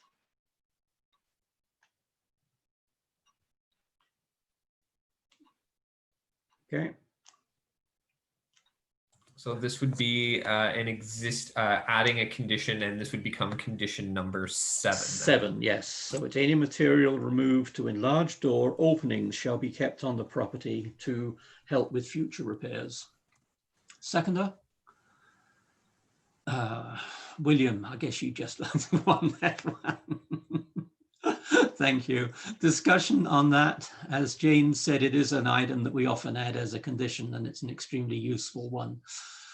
Seeing no discussion, those in favor of Amendment 7 on retaining materials, those opposed, that then is carried as item 7. Further discussion on the motion? We're done. Just a brief comment about the new siding that's to be applied to the garage and veranda and so forth. I assume that a sample will be provided or made available, hopefully to staff or even to the committee through the Heritage Resource Center. I noticed that the intention is to mimic wood, and that's probably okay, but it's not the only possibility. There's wood and wood, and this building would, for instance, you don't want something that looks like board and batten on such a impressive building. So I think other alternatives, other appearances could be acceptable, but in any case, there must be a sample, both of the color and the profile of the new siding. Okay, thank you, Don. I'm sure that Ryan and Denise are both going to say that condition 3 should cover that, but Ryan? We'll actually go to Miss Grant, as she's the planner for the file.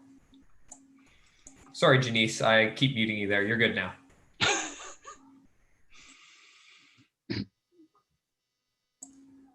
Okay, Janice. Go ahead, Janice. No, maybe her microphone has given up at this point. Is it working now?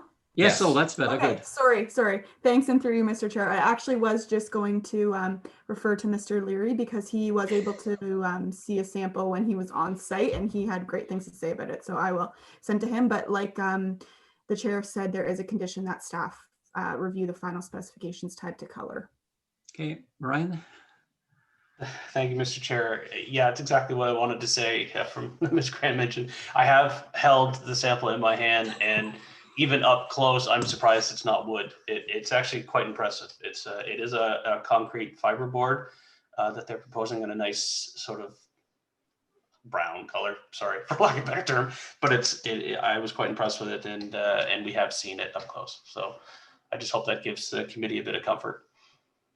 Okay, thank you very much. We are now on the main motion, I believe, and conditions. Further discussion? And seeing none, then you have a motion which has been amended by condition 4 being changed and condition 7 being added. Do you need me to read it? Seeing nothing there. Those in favor of approval? This is voting on the motion, Matthew. And those opposed to the motion, and that carries as amended. Thank you.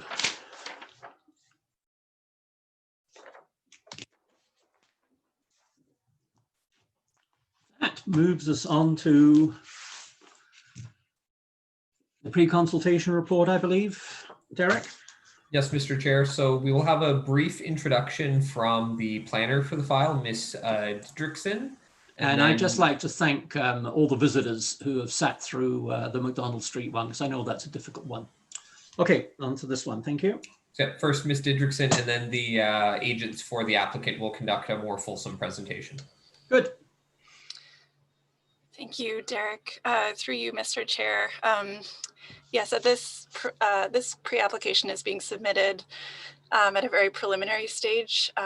So we wanted to just provide an overview of the Planning Act applications and approvals that are likely to be required going forward, just to give a sense of process and to touch on some tools that are available to municipalities through those approval processes. And also just to put up a few questions for a committee to think about during the discussion period. And also to thank the applicant for submitting the pre-application and initiating the preliminary discussion and to allow us to see the site last week along with some members of Heritage Kingston. It was very worthwhile. So the Planning Act applications, it's difficult to provide a great sense of timing. However, an official plan amendment and a zoning bylaw amendment are often submitted concurrently first. And as the detailed design of the site is refined and the type of ownership or land division structure is refined, applications for site plan control and land division are often submitted. So the official plan amendment and zoning bylaw amendment process is a public process with public notice requirements and a public meeting prior to the comprehensive report and recommendation going to planning committee and council. And with complex proposals, an open house is often arranged as well. So there will be multiple opportunities for public and stakeholder engagement as part of the OPA and ZBA process. And a heritage impact statement will be required in support of the official plan and zoning bylaw amendment and will be available for public review as part of these applications.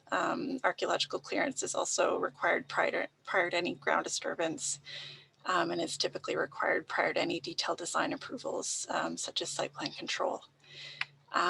So of course, staff will be following up with Heritage Kingston's Heritage Properties Working Group with respect to the review of the Heritage Designation Bylaw as directed by Council. And going forward, Heritage Act approvals will be required and may be submitted as part of, as one or multiple applications. And they can be submitted concurrently with planning applications, but can also be submitted later when there's more detailed designs are available for the proposal. So on the next slide, I've just listed a few tools that are available to municipalities to protect and manage heritage resources. These include, of course, designation bylaws that provide statements of significance and the listings of heritage attributes to conserve as part of redevelopment. As well, municipalities and owners can enter into heritage easement agreements. This is on a voluntary basis. This can also state the significance and attributes. Can include exhaustive lists of permitted alterations and specific requirements with respect to things like interpretation and commemoration. The land use planning process also includes tools such as site plan control agreements and community benefits, which can require heritage conservation as a condition of approval. For example, site plan control agreements can reference the recommendations of a heritage impact statement and can include them on an agreement registered on the title of a property. Community benefits can be required through Section 37 of the Planning Act when additional height or density is required beyond what's permitted in the zoning bylaw. So the City of Kingston has enabling policies in its official plan related to this. And council has directed staff to consider the preservation and restoration of the existing building on the property as part of the community benefits. These are just a few examples, but we wanted to provide a quick overview to keep in mind at this early stage. And the next slide just includes some discussion questions that could provide some guidance to staff and the applicants for moving forward. If you can go to the next slide, please. I think the applicant also has some questions within their presentation, but just in the first one, we just wanted to highlight the committee consider the attributes that are the highest priority for conservation, and to think in terms of tangible as well as intangible attributes. Intangible being sort of stories and the more associative values, the ones that we can't see or touch. And to think about whether there's interior attributes that warrant conservation and views that are particular contextual value. And then to think in terms of the intangible resources and how those can be conserved on the site. Thanks very much. Okay, thank you. I believe Ms. Gummo just has some further comments, and then we will go to the presentation from the applicant. Yes, thank Andrea. you. Thank you so much, and through you, Mr. Chair. So as Amy stated, we're really looking for, and the applicant is also looking for, the committee's preliminary thoughts on this site. And essentially what we're looking at is a site with very rich cultural heritage resources, both from a built form perspective and from what Amy was talking about, the intangible side. So people's experiences, stories, the meaning that this site has for the community, all of those considerations. And so when we're faced with a site this complex, what we really like to be able to do as staff is to understand what the priorities are. So if there are elements that really stand out to committee members as essential, that is very useful, I think, for both the applicants and for staff to understand at this point. And if there are other elements, of heritage value that maybe don't seem to warrant as much attention and energy for conservation, that's useful for us to know too. We aren't in a position yet to have like an expert report on this from a cultural heritage expert, but I think that these preliminary discussions will be very useful for us as we move forward into that deeper study with the applicants. Thank you. Okay, thank you very much. And who's going to make the presentation? So I believe it is Mr. Mike Keane will start, and Martin Skolnick will also be assisting him. So Mike will get your presentation up now. Welcome to both of you. All right, thank you. Well, while the clerk gets my presentation up, I'll do a brief introduction. So good morning, Mr. Chair and members of the committee and members of staff, and if there's any remaining public on the line, welcome today. And thank you for this opportunity to have a pre-consultation discussion with the committee today. My name is Mike Keane, and I'm a land use planner with FO10 Consultants. And on the call today, we have Nate Dornekamp and Martin Skolnick from Sidarius Developments Limited, which is the owner of the property. I've also got my colleague, Margot Watson, who's another planner with FO10 Consultants, and our heritage experts, Mr. Barry Podolsky from Ottawa and Mr. John Stewart from Perth, are also on the line today in this very important pre-consultation meeting. And so, as has been stated by staff, the purpose of this meeting is really for us to gather preliminary heritage input from you, the committee, to assist us with understanding the heritage interests on the property.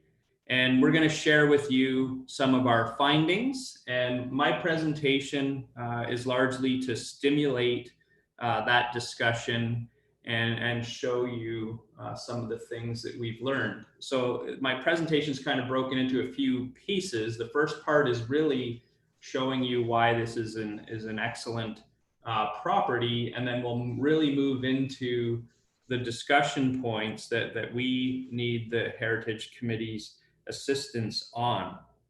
I also want to take the time to thank the committee members that have been on the tour of the property in advance of this meeting. And I hope that those members will find it helpful as we move forward in this discussion today.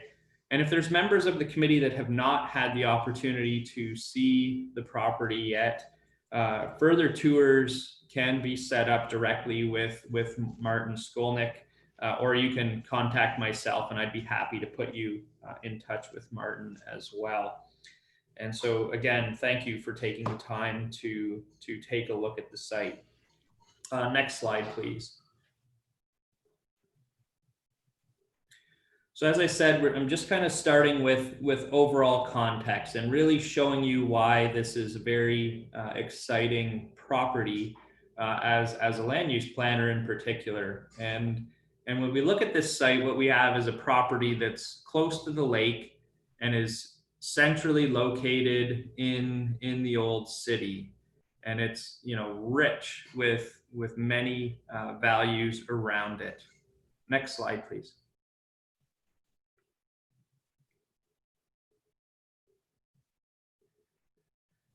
Now, this is just another slide that is moving in closer on the site, so you can really get more of the neighborhood context and, you know, giving you a sense of what's within walking distance of this property in terms of some of the other important features of our lovely city. And you can again see how this is really entrenched in a site in both the Portsmouth and the Alwington neighborhoods.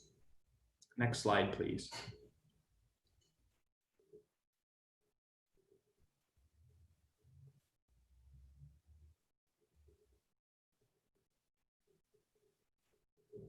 Now, these images are aerial drone shots that help really to understand the site.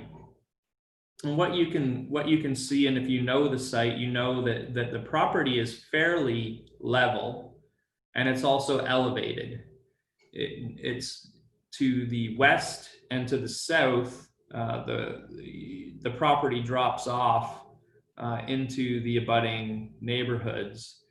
And that's important, having that elevated status in terms of when we start talking about some of the heritage elements that we want to discuss with the committee today. Next slide, please.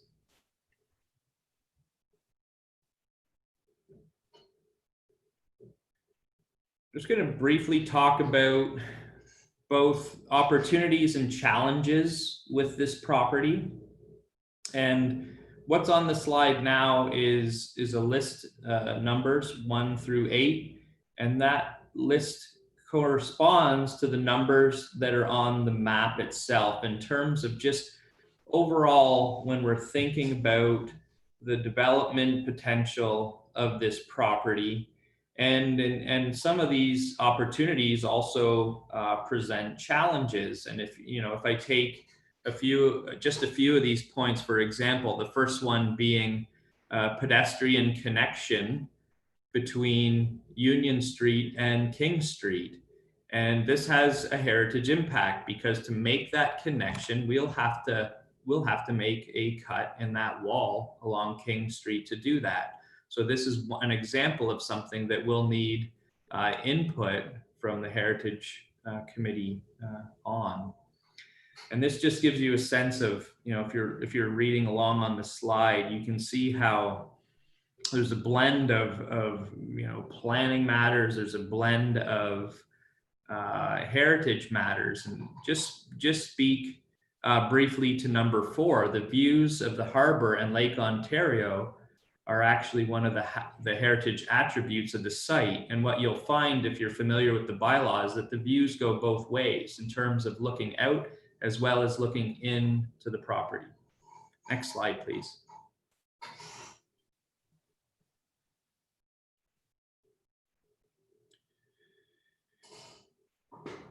So this is again, something that we're considering challenges to the site, and many of the elements that you can see again on the screen, we've just listed 8 elements just to again stimulate discussion.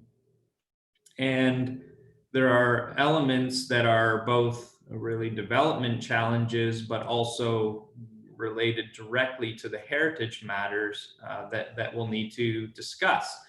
So the heritage bylaw applies to the entire property. So that means it applies to elements such as the old concrete wall on the west boundary, as well as the small piece of wall on the southeast corner by the heating plant. You know, when you look at point number 5, this is one of our biggest challenges with the property, is that the building is designated inside and out, and it's a prison that was deemed obsolete in the year 2000, and the property has been vacant for 20 years. It's moved from ownership by Queen's University to Sydenham now, and each of those owners has explored the reuse of this building, and the heritage bylaw has been one of the biggest challenges. And I mean, part of the reason we're here today is because we were able to have direction from council to staff to look at this bylaw. So they will certainly be looking to this heritage committee for assistance in making changes to that bylaw. It's also important to understand that the zoning on the property, both the designation and the zoning, make redevelopment of the site impractical, because it has institutional designation and zoning. So that means that something like a hospital, another prison, or a university type use is really the only things that can fit within both the designation and the zoning of the property. So that means that no matter what happens on this site, we'll be engaging in extensive planning processes, as was provided in the first presentation by Ms. Didrikson. Next slide, please.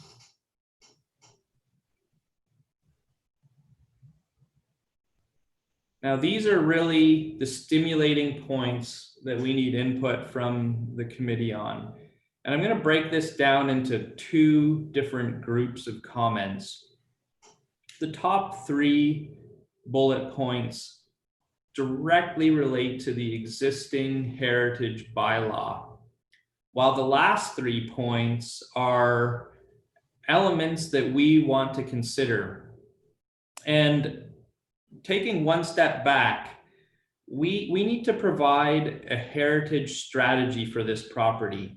So this group, I know, is very familiar with heritage impact studies and very detailed analysis and design. But what we're asking our heritage experts to do first, before we engage in any real serious redevelopment options, is to provide us with a heritage strategy for the site that will form the basis for how development will occur. And so one of the key things is that the bylaw refers to significant view planes, and these types of language in these bylaws are subject to interpretation. So we're going to need the help of staff and the committee to really help understand where those view planes are.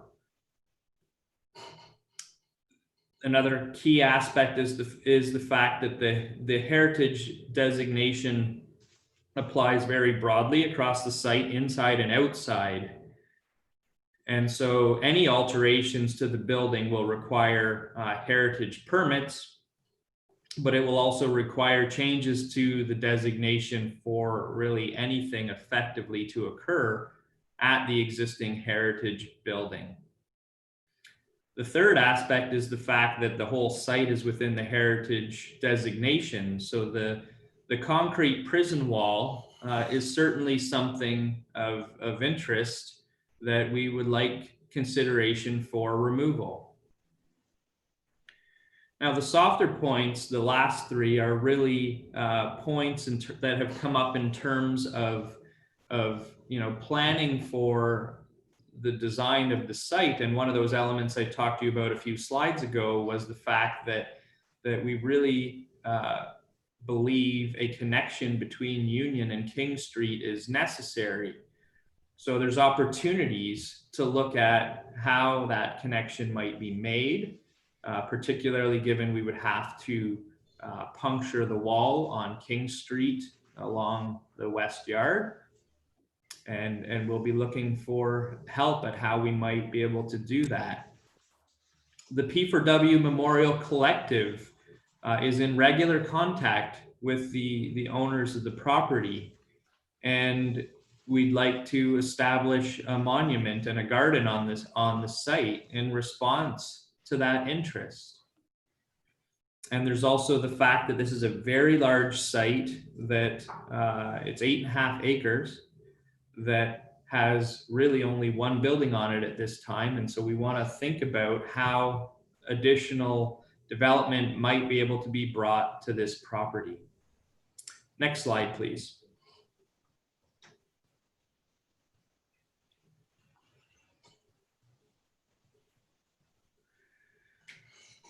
So this slide is really my attempt to try to take those points from the previous slide and give them to you in a pictorial format.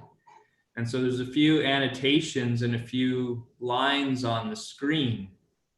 And so what we've attempted to do is take that heritage bylaw and draw those blue colored lines on the screen here to really talk about what we believe the identified views are within that bylaw. And you can see there's a series of them. There's a line which really indicates where the west yard is at the front of the prison museum building, and another line heading north from that building up to the former prison building. The long line going off the screen, which I'll show you in the next slide, is showing really that there's a view from Portsmouth Olympic Harbor to the cupola.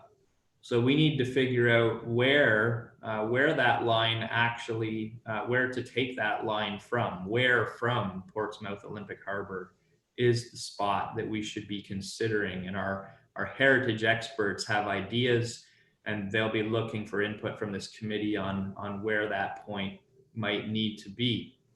And you can also see some of the lines that I've shown. You know, given this was a formerly walled site, there's very few entrances established to the property. There's really only one at Union Street right now. So the red line is really just showing the fact that we'd like to have additional connections to the property. The green line represents a potential pedestrian connection, and that's where I talk about puncturing that historic limestone fence to make that connection with King Street. These are all critical elements that we'll need to consider on this property. Next slide, please.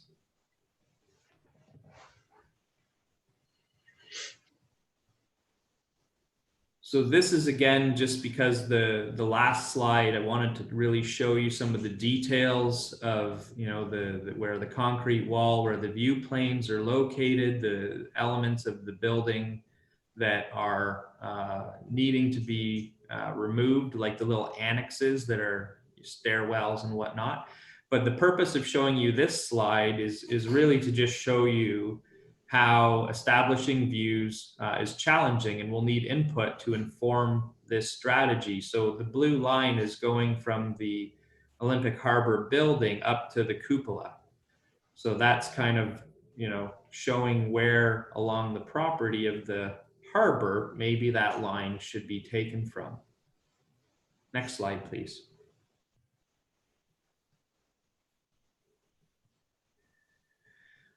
So I'm moving into a section of just photos that will help to provide a little bit more context in terms of the property. And so what you're seeing in these two photos is the west elevation showing the back of the prison, and you can see the annex building is off to the side, to the right side of photo number 2. And what you can see on this building are many of these remaining appendages and items on the building that that we would like to remove to really restore the building back to the way that it should look. And you know, the intent is to keep the building in its from the exterior in its current form. So the changes would be to make improvements to really restore the original form without the stairwells and the caged in areas and other elements. Next slide, please.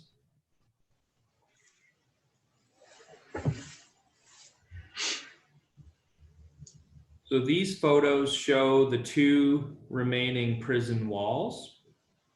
And the first photo is the concrete wall along the western property boundary that runs pretty much to the west yard. And the west yard is that grassy part of land on the southwest corner of the property.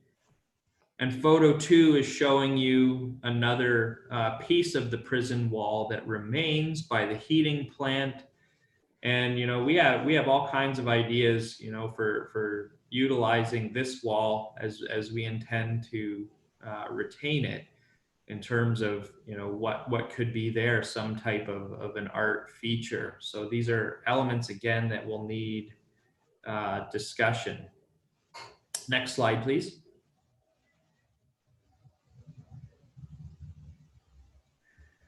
So this next series of photos is really going to show you some of the challenges that we have with the designation on the heritage building. And what I want to note is that I think you'll find some of the photos shocking, and I want to express to the committee that that's because there's really no work that has occurred to this building since it closed in 2000. And a lot of that has to do with because any work would require heritage permits to do so. So what you're seeing in item number 1, photo number 1, is a part of wall close to a window. And what you can see is the poured concrete foundation. Because I think what's important to understand is that this building was built, opened 1934. And so it is actually a fairly modern building. The limestone on the building is a veneer. And so that's a poured concrete building.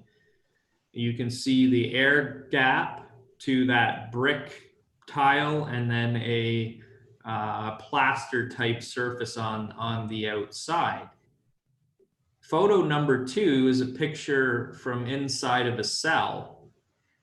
And it's showing the wall construction, and you can see how all the cell walls are concrete with mesh in them. And it's also important to understand that the construction of the building, that the cells and a corridor that I'll show you shortly are structural load from the basement all the way to the roof. Next slide, please.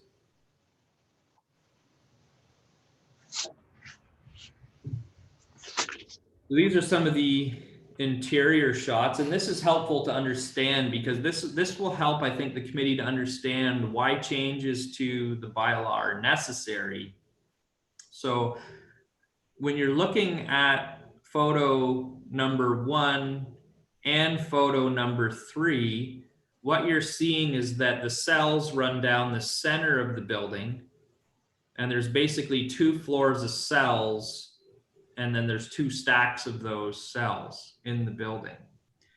And so the walls, this central corridor of building is the structural mass that's holding the roof up. Everything is concrete, floors, ceiling, walls, concrete and steel, and very challenging to reuse that building in its current form for any purpose whatsoever, particularly because the walls don't, or rather the floors, don't extend all the way to the walls.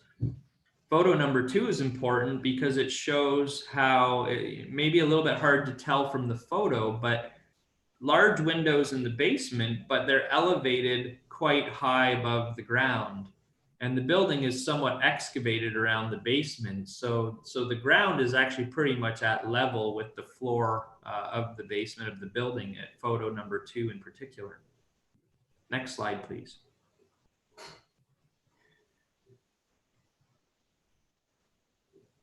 So again, more photos showing you some of the elements going on in the building. I'm going to kind of work a little bit backward. I'm going to start with photo 3 because it more relates to the previous slide.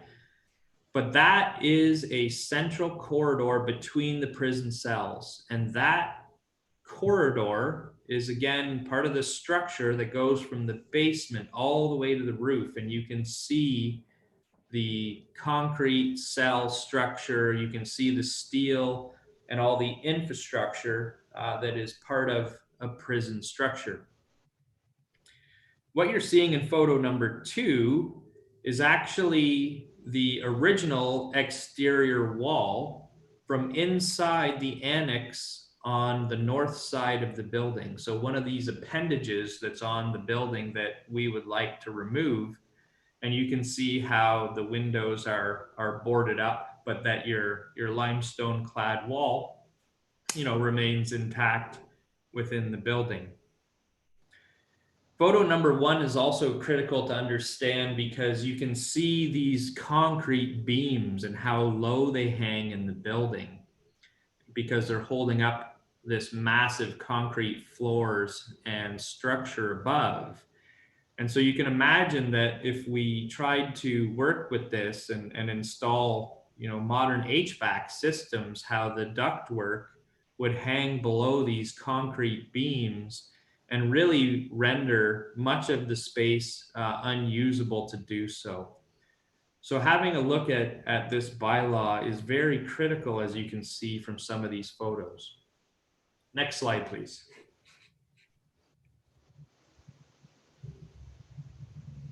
So this is my last slide, again, helping to try to stimulate the discussion here.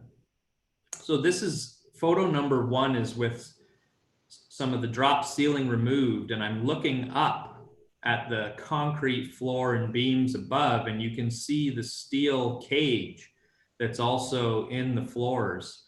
Again, remembering that this is a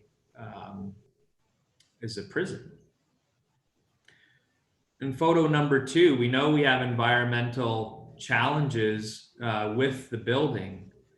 And so those elements are pieces that will have to be cleaned up and removed for any kind of redevelopment. And I don't want to, anyone that's been through the building, I don't want to scare you to think like that photo is lead paint. I don't actually know. We just know that there will be environmental abatement that will have to occur to reuse this building. And then again, I just want to really echo the fact that these cells and this corridor that run right down the center of the building are structural, and they go all the way to the roof. And they pose major challenges to, you know, in the sense of if we were to attempt to keep them in any fashion to redevelop the site, redevelop the inside of the building in particular. So that really concludes the information I wanted to share with the committee. And again, just to reiterate that really we're at the infancy of this project. We are trying to establish a heritage strategy so that we can start looking at how we may redevelop this site. So we look forward to your input. You know, we were treating this like our first meeting. We appreciate that there's a lot of information to digest here. And we look forward to working with staff and council and yourselves to look at that bylaw and try to find ways to help stimulate some redevelopment on this property. Thank you. Well, thank you very much, Mike. Committee, which way do you want to go on this? It's 11:40, and I know some of you will have time commitments. Do you need time to think about this report and to think about your visit? And for those who haven't visited, I think you need to go into the building. How do you want me to proceed on this? William. Thank you, Peter. First off, I'd like to thank Dornkamp, Nate Dornkamp, and Martin Skolnick for the wonderful tour they gave us, where we did get to physically see all the nuances of this project and the building itself. And I'm very excited, actually, that someone's actually going to develop this, and especially the fact that Dornkamp Construction seems to be the owner of it, and their track record in the past is excellent, one of the best in the city of Kingston, if not the best. So I look forward to working on this project, developing a beautiful heritage site. And I think maybe we could think about this a little longer. I don't see there's a lot of comment to be made. And I thank Mike Keane also for the great presentation. Thank you. Okay, thank you, William.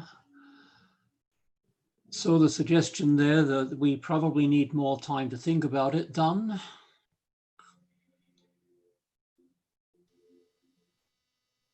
Well, certainly it's a huge project, very challenging and exciting project, and it will. There's lots of things to be considered, but I think we have to try to be efficient and say, what can the Heritage Committee do at this point? And I'm a little dismayed by the emphasis that Mr. Keane and others have said that one of the first things we have to do is change the designation bylaw. I don't believe that's true. I think we should just forget about changing the designation bylaw if we did. The way this process has got to work is that we can make suggestions to the applicants, but the applicants have to make the plans, and the committee has to review the plans and then make recommendations. And whether those plans mean that some or all of the heritage attributes have to be altered, that's up to us to accept or otherwise. The heritage attributes are a description of what's there. As a committee, our business is finding an acceptable compromise about what must be kept and what will have to go in order that the overall heritage significance of the building will continue. So my suggestion about heritage attributes is let's not bother with the bylaw at this point. Go ahead with suggestions about the plans, and then when the plans come back to the committee, we'll review them and make our recommendations. Thank you. Okay, thank you, Dan. Andrea? Thank you. And no, that's better. Thank you, and through you, Mr. Chair. I did want to speak to just a couple of points that Mr. Taylor mentioned. So first of all, the Part 4 designation. So the comments are quite accurate. It's true. We don't necessarily have to change the designation in order to permit, the committee has the authority to permit changes based on the current designation. But I just would also like to let the committee know that staff received direction from council on the community improvement plan work for this site to look at redoing the designation. So that is something that we as staff will need to kind of close the loop on, because we've been given that direction. I also wanted to speak to the role of the committee in terms of, most often I would say that we're here at this meeting responding to proposals. And I think responding is an important function of the committee, but I think this is a chance for the committee's expertise and knowledge to be provided in a really constructive way to help in proposing, what's likely to proceed on this site. So I would encourage the committee as much as possible to, at the very least, give some high-level thoughts on what's important here. Because as we heard from Mr. Keane's presentation, there's a lot going on. And I think both the applicants and staff, we're looking for some of that direction on this group's priorities, because that's going to really help inform the concept and ensure that we get an outcome that we're all happy with. Thank you. Thank you very much, Councillor Doherty. Thank you, and through you, Mr. Chair. I totally agree with Ms. Gamo's comment about that we tend to respond. I think this is a great opportunity to offer some feedback at the front part of this process. And but to give meaningful feedback, we do need some time. So I wonder if Mr. Keane can share his presentation with us, and if we can really absorb it, think about it, and give it some thought. And I don't know, will we come back to this committee, or is it best to send all the comments together to Ms. Gummo and she can collect them all and pass them on? I don't know what the process would be from there. Yeah, thank you. I certainly think that I would ask all the committee members to think through what they've heard, what they have there, what they know, what they saw in their visit. The question is, where do those comments go to? Andrea, do you want to be the collection point for that, or is there a better place? Yes, please. If committee members can submit comments on Dash through this application, that would be very useful. Of course, you're always welcome to send them directly to staff as well, which would be at this point, well, just make sure I'm copied in, just because we will be seeing a little bit of change on this file since Amy will happily be leaving for a parental leave before too long. Oh, congratulations, Amy. Didn't know that one. And it's still just where can we find Mr. Keane's presentation? I will share that with the committee via email. Okay, thank you, Derek. Is the Dash is still available then, is it? And maybe you could send out another link to it just to remind everybody at some point. Other questions? Jane. Yes. I like the point in the attributes. We're supposed to identify attributes, heritage attributes with the highest priority for conservation. And I think that's a good idea. Maybe that's a starting point for us. And the other thing I would like to ask for is the heritage impact statement. I think that if we could get that sooner rather than later, it might help us understand more about impacts on the property. So I would appreciate receiving that. I was just going to comment that the pictorial records that seem to be available, it would be nice to have those all compiled, and we could have a look at that as well. Yeah, I think that's it. Thanks. Okay, thank you. Other comments or questions? Mr. Chair, I believe Mr. Keane has his hand up, may have some additional information for us. Sorry, I hadn't got to the top of the list there. Yes, Mr. Keane. Yes, thank you, Mr. Clerk and Mr. Chair. I just wanted to specifically assist with Ms. McFarland's comment about getting the heritage impact study. And really what we're here for today is a step before we even get to a heritage impact study. So recognizing that this is an extensive site, 8.5 acres, with many heritage interests inside building, outside building, and site, we're having what I would call a heritage strategy developed for the site. So as Councillor Doherty said, we are really here looking for your feedback at the front end before we even get into a heritage impact study.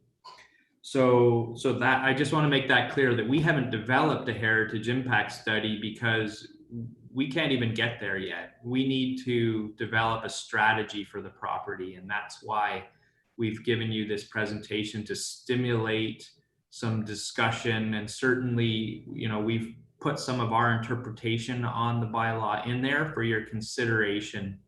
And I guess my only other ask is appreciating that this committee and staff need time to think about some of the information we provided for you. We would just like to have some idea of a time frame on how much time the committee might want.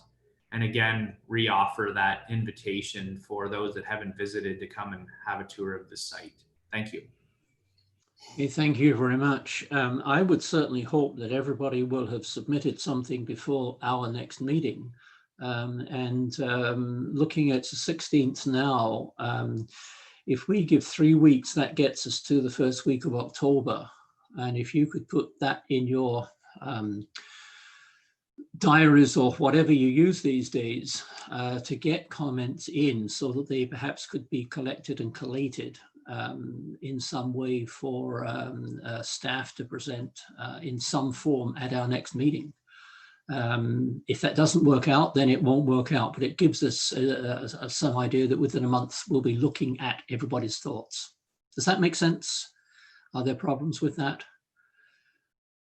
Okay, any last questions while you have this wonderful group here who have been so accommodating and so open in asking for our help? Seeing none, I will move on to the next item of business.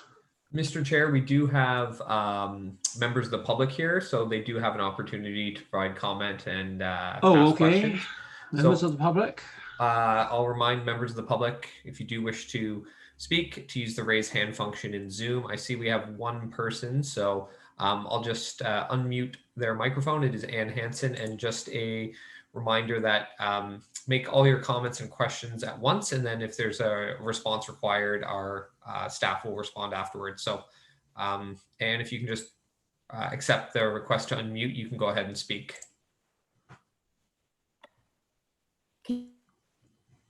Oh, you've just muted yourself again, so please try again. There you go. Can you hear me? Okay. First, I'm happy to hear that Sid Arias has acknowledged that, you know, I'm a member of the P4W Memorial Collective, and there's a number of us who are watching this today. And I just want to emphasize how important we feel that it is to have a little memorial garden and monument to remember all the women who died in P4W and federal prisons. And we have a lot of community support, and we have an organized group of women with lived experience in prison who are also very invested in this. And the one thing we would really like would be, we feel that we should be involved in the planning of this memorial garden and monument, that there should be a dynamic relationship between ourselves and the planners. We in particular don't want to have this tiny little plaque in some, you know, not that that's what's being planned, but we want to make sure that it's not going to be a little obscure plaque way off in the back somewhere. We ideally would like to see it would be, I think, a benefit to the community and to the development, but a garden in the front of the actual P4W building itself. And I think that's the main thing I want to say right now. Good, Thanks. thank you very much. And William? Yeah, I think that's an excellent suggestion. We would love to hear from this memorial group. We would love to work with them, and I'm sure Dornkamp would also. So I really want to thank Ann for that. I think that's just a fantastic suggestion. Thank you. Thank you. And Martin Skolnick?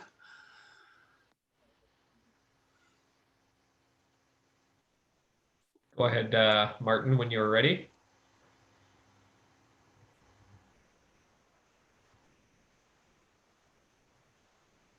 So, oh, you've just re-muted yourself, Martin. So we'll get you to unmute, please. There you go.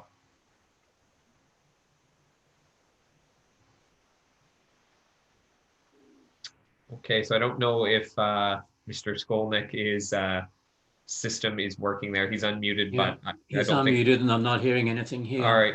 So yeah, I guess we'll have to move on. It's unfortunate we won't hear from him. Okay, we'll hear in writing perhaps. Other questions? Visitors' comments were on at present. Mike, Keen?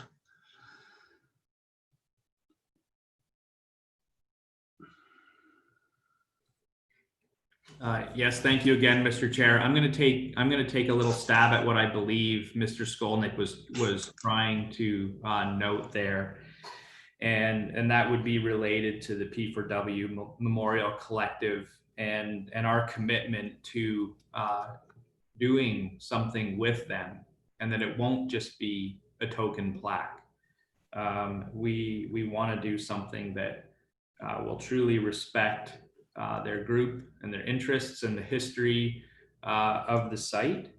And I haven't seen a text from Martin to tell me to be quiet. So I believe that's along the lines of what he wanted to express with the community and with the collective that's on the call today. So we definitely are interested in wanting to do a wonderful feature on the site for a memorial.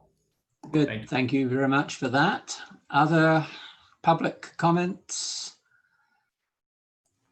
I'm not seeing any, Mr. Not Chairman. seeing any at all. Councillor Doherty has her hand up. You've got it. Can we go back to her? I guess Yep, we can. we can. Councillor Doherty.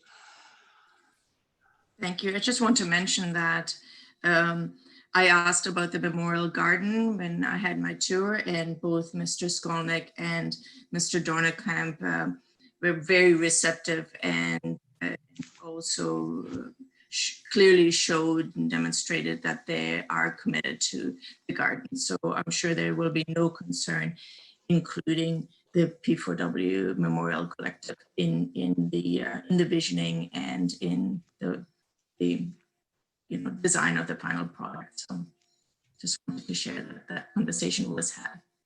Good. Last thoughts before you start writing your comments and getting them in, say the 1st of October. Seeing none, Mr. Clerk, can we move on? You certainly can. And you're going to send us at some point then the presentation that we saw today. That's correct. Very good. Working group reports, I don't see any. That's correct. Emergency approvals, Mr. Leary?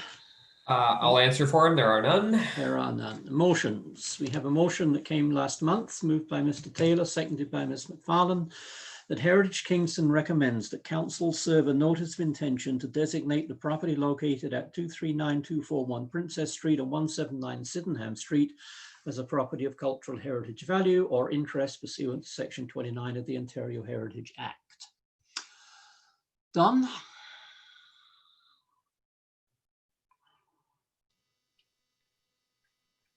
Yes, I'll speak to this. I'm afraid this is another rather complex and confusing situation, but the intention is to try to get a good outcome of this. Let me just review a couple of, well, first of all, let me comment that you should all have read Mr. Abramsky's letter, which I think he's quite right to feel that the procedure of trying to designate this property in midstream is not very appropriate and perhaps unfair. And I entirely sympathize. This is not the way it should happen. I'm not, at this stage, I'm not quite sure what should happen. And perhaps we'll get some advice from staff as to the best way forward.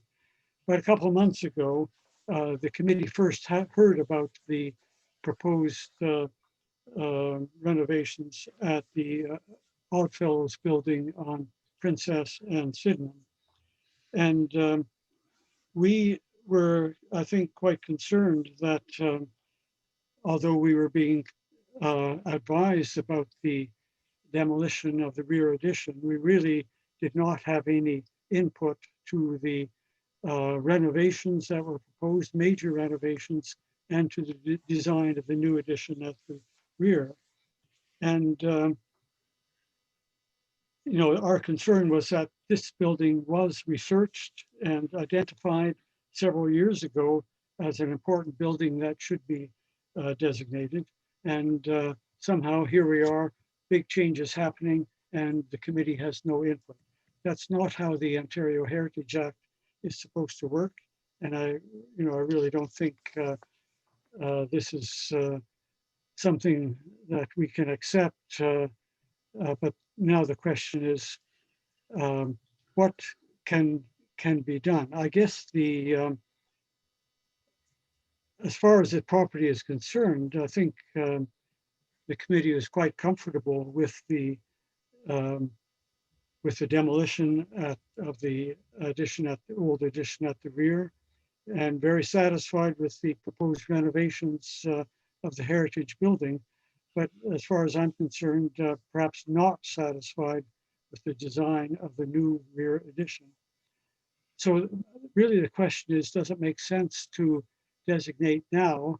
Would that have any effect? Is it already too late for the demolition of the building at the rear? I suspect it may be. Is it already too late to have any bearing on the proposed renovations inside? Maybe it is, and in any case, we were quite satisfied with them, so that's not a big issue. Is it still timely in the sense of the committee having some input on the design of the new addition at the rear? I think that's the most important point here. But if all of this is too late, then perhaps we should simply defeat this motion or defer this motion. So Okay. really, I have some questions for staff. I guess the first question is, what effect would starting the designation procedure at this point have on the demolition, on the renovations, and on the plans for the new addition? And secondly, or related to that, when the demolition was proposed, a heritage impact statement was provided at our meeting back in July. And that was required because of the adjacent Simpkins building, designated building. So the question is, what is the significance of that heritage impact statement? And what actions will follow if the staff consider that is acceptable or not acceptable? In my view, that statement said nothing about whether the design of the new addition was appropriate. It simply said it was modern. And is that all that's required, that it be modern? So where do we go that we have that kind of heritage impact statement related to the proposed new addition? So let me stop there and see if staff can answer those questions. Okay, thank you. Firstly, Jane, do you want to add any comments as seconder?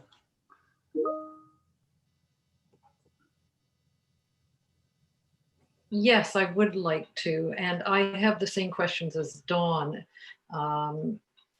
Is the timing of this designation appropriate? I would also like to comment that designation, looking at the Ontario Heritage Toolkit, designation recognizes the importance of the property to the community. It protects the property, it encourages good stewardship, and it promotes knowledge and understanding about the property. So if the timing is all right, if it's not going to, I don't know why we wouldn't designate this property. I guess that's what I'm trying to say. But perhaps Andrea can, or someone on staff can fill us in as to why we wouldn't move forward on this. Thank you. Okay, thank you. Andrea, let's go to you first.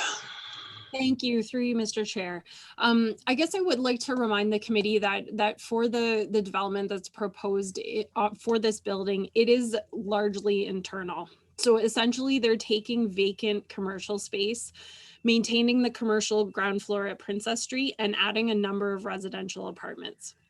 So this is the type of development that we as a city and from a heritage perspective are really seeking to encourage in the downtown core, in particular on Lower Princess Street. As you know, there have been a number of intensification and redevelopment proposals that have really, I think, been a challenge for the community, the planning committee, and council. And I think when we see these kind of invisible increases in density, we really do seek to encourage them.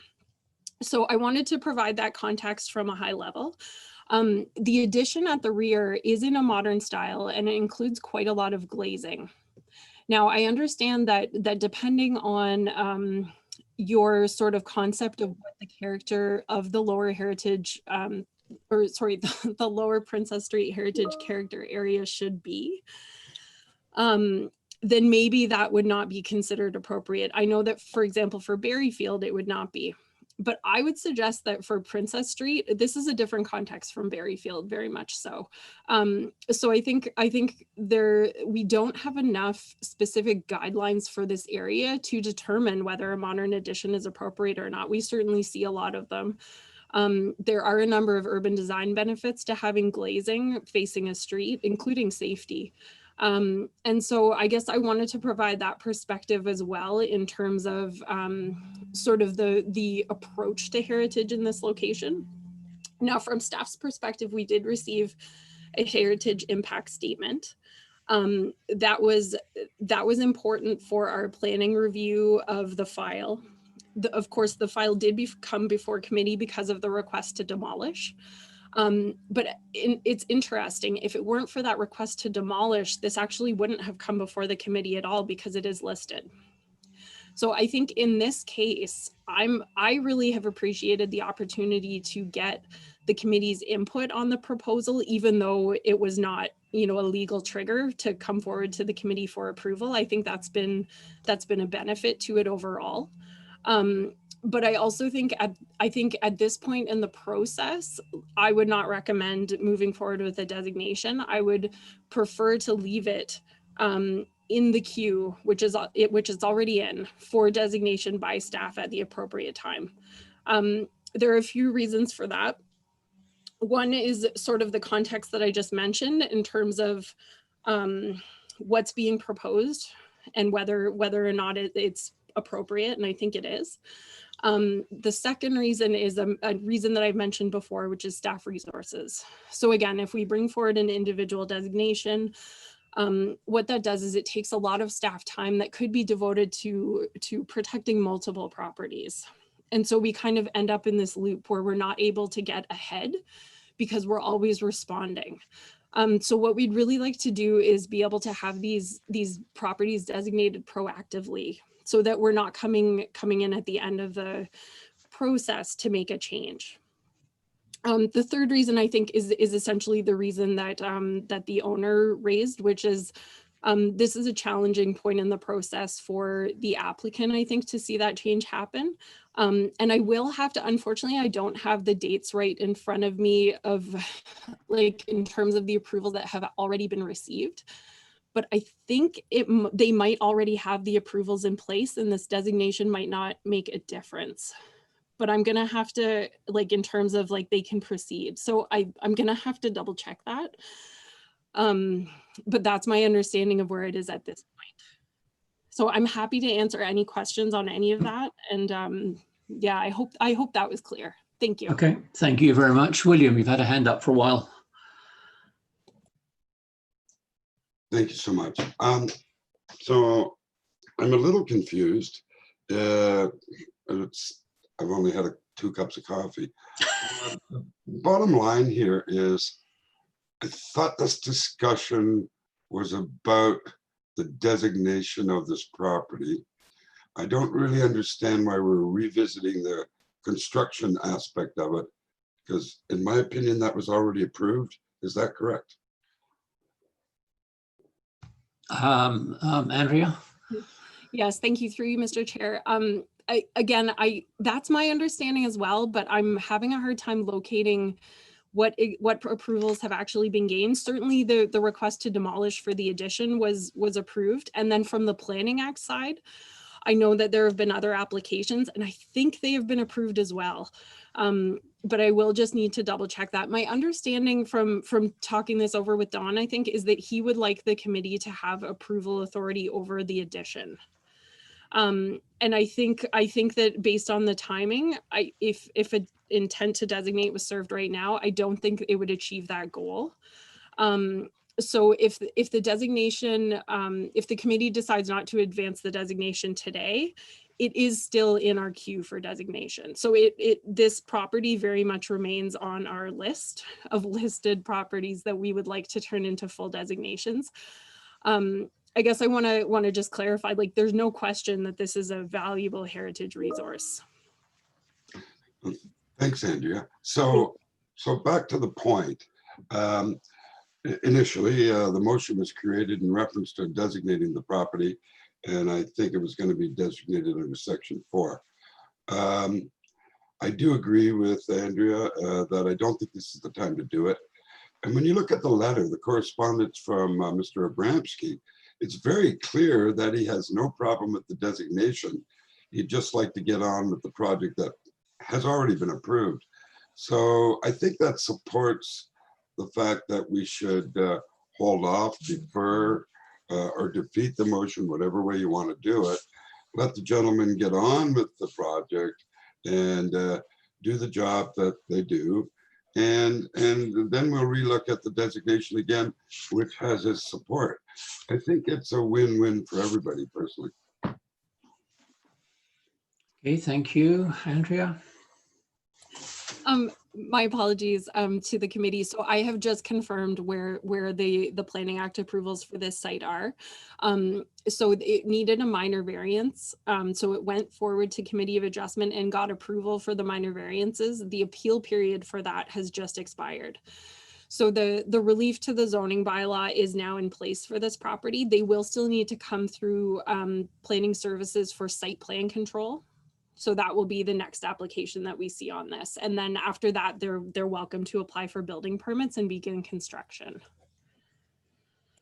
Okay, thank you very much. So Don, as mover, I go back to you. What do you want to do? Do you want to continue with the motion, or you've also suggested you may wish to withdraw it? Yes, well, I think based on the comments that I've heard, I might as well withdraw it. However, I would like to make a bit of a statement. Well, I've made some statements already, but another statement is that this is not the way that heritage buildings are to be protected. We understand that it takes time and resources to go through with designation, even though we understand that it should be designated. But when an applicant, an owner comes to the city and says, look, I want to do some major renovations, that is the time to tell the applicant that it's going to be designated, and they should work under the assumption that it's a designated property. Not say, okay, go ahead, do what you like, it looks all right to us, and maybe we'll designate it later someday. There are many properties in the city that are under some kind of threat along Princess Street and elsewhere. And I think the community can't accept simply waiting for the city to get those designations in place. So if staff are not going to bring forward designations, and they haven't brought any forward for quite a period of time, then the committee will have to do it. And so that's the way I see where we're going. But in the meantime, I'm prepared to withdraw I move the. Jane, are you happy with that? Withdrawing the motion? Yes. Yes, and I agree with what Don has said. Okay, well, thank you very much, and thank you for the discussion on that. Notices of motion, I have seen none. Okay. And I see nobody moving. Other business, Don, you mentioned you had another item here. Yes, a little while ago, I sent a query to staff about the height of the garage at 81 King. You may remember this is a major development, and many people have expressed concern that the garage wing is much larger than expected, much larger than the committee understood, much larger, significantly larger at any rate, then council approved. So my question to the staff was, what has happened and how has this happened and what should be done about it? So I would like a response from staff on that property. Ryan, Andrea, who wants to try that one? I can answer that, Mr. Chair. Ryan, thank you. Staff undertook a detailed review of the plans that were approved through the Heritage Act by council against those that were approved at the building permit stage. And I'm pleased to confirm that all plans are consistent with what was approved in both cases. So we have no concerns with what's there. It appears large, I agree, but it is in line with what was approved both by council and the building staff. Okay, thank you very much for that one. Matthew had a hand up first. Hi, thanks, Peter. Yeah, this is actually a comment to the previous one because my hand got unraised for some reason. I don't know what happened there.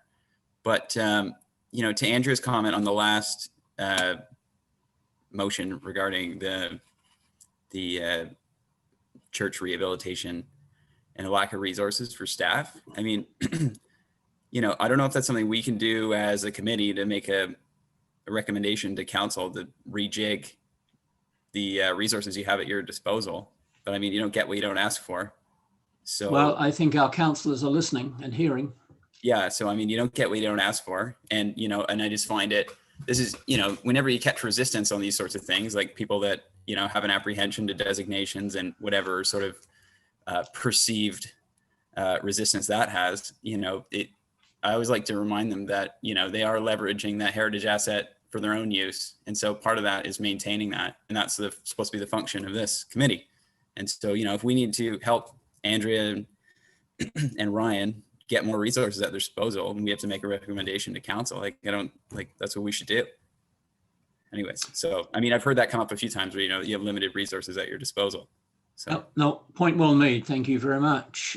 Jane, you have a hand up on other business? Yes, just about 81 King and the garage. My understanding was that the cresting was not approved on the garage. Could someone correct me if I'm wrong or comment on that? Thank you. That'll be Ryan again.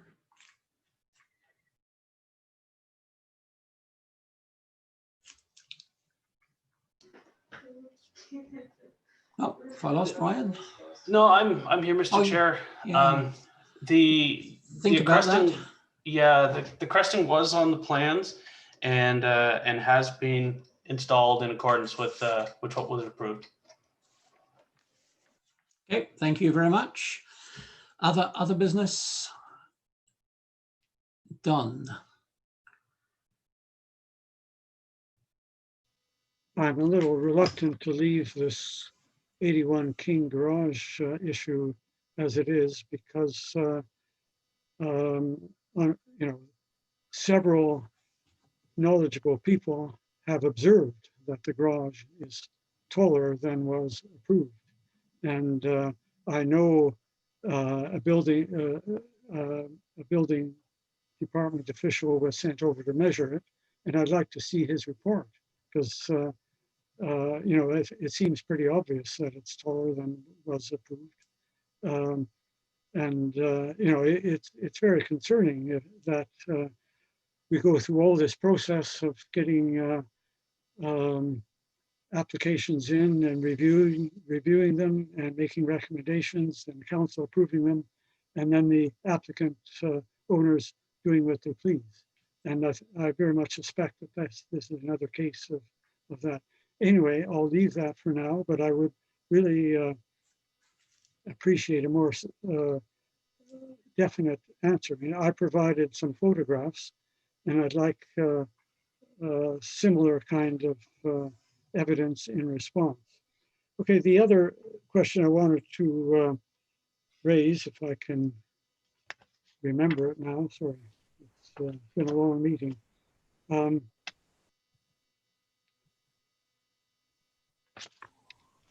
Perhaps this is something that can be brought up offline, Mr. Taylor. Just No, I found it, and it can be brief.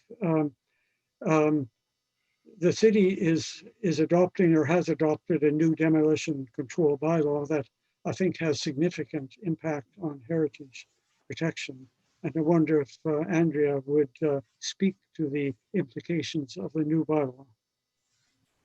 I'll do my standard. This is not necessarily a time for further discussion on things comment, but I'll leave it to Mr. Chair to determine. This unfortunately can open a whole discussion that's not in order at this time. I would suggest that Andrea or Ryan provide what the council motion, etc., says and distribute it so that we can look at it and, if necessary, bring it up next time. Because I think for most of us, this is just don't have the knowledge. Or Derek, are you able to prepare and send the council motion to us? I can distribute some information to the committee and discuss with staff what next steps are if there's a desire for more information to be brought to the committee. Yeah, I think that probably would be the better way so that we can all see what is written, what is, and think about it, and then be prepared to talk about it. Okay, correspondence, we've dealt, I believe, with both of those. Date and time of next meeting, 21st October, usual time. Motion for adjournment. I look for a William and Councillor Doherty. Thank you very, very much. It's 12:22. That was nearly a 3-hour meeting, but thank you all. And Derek, do I say goodbye to you again? Yes, this is the actual last meeting for me, and it is my last act as clerk. I'll just ask that we please have a vote on adjournment. Oh, okay. Did we vote? Everybody smiled, so that counted. Those adjourning, so it's done. You're finished. You're all done with. Thank you very, very much, all of you, and especially you, Derek, for all the work you've done over the past couple of years. Thank you very much. Have a great day, everybody. Good. Thank you all. Thanks, Derek. Thanks, everyone. Thank you. Thank you.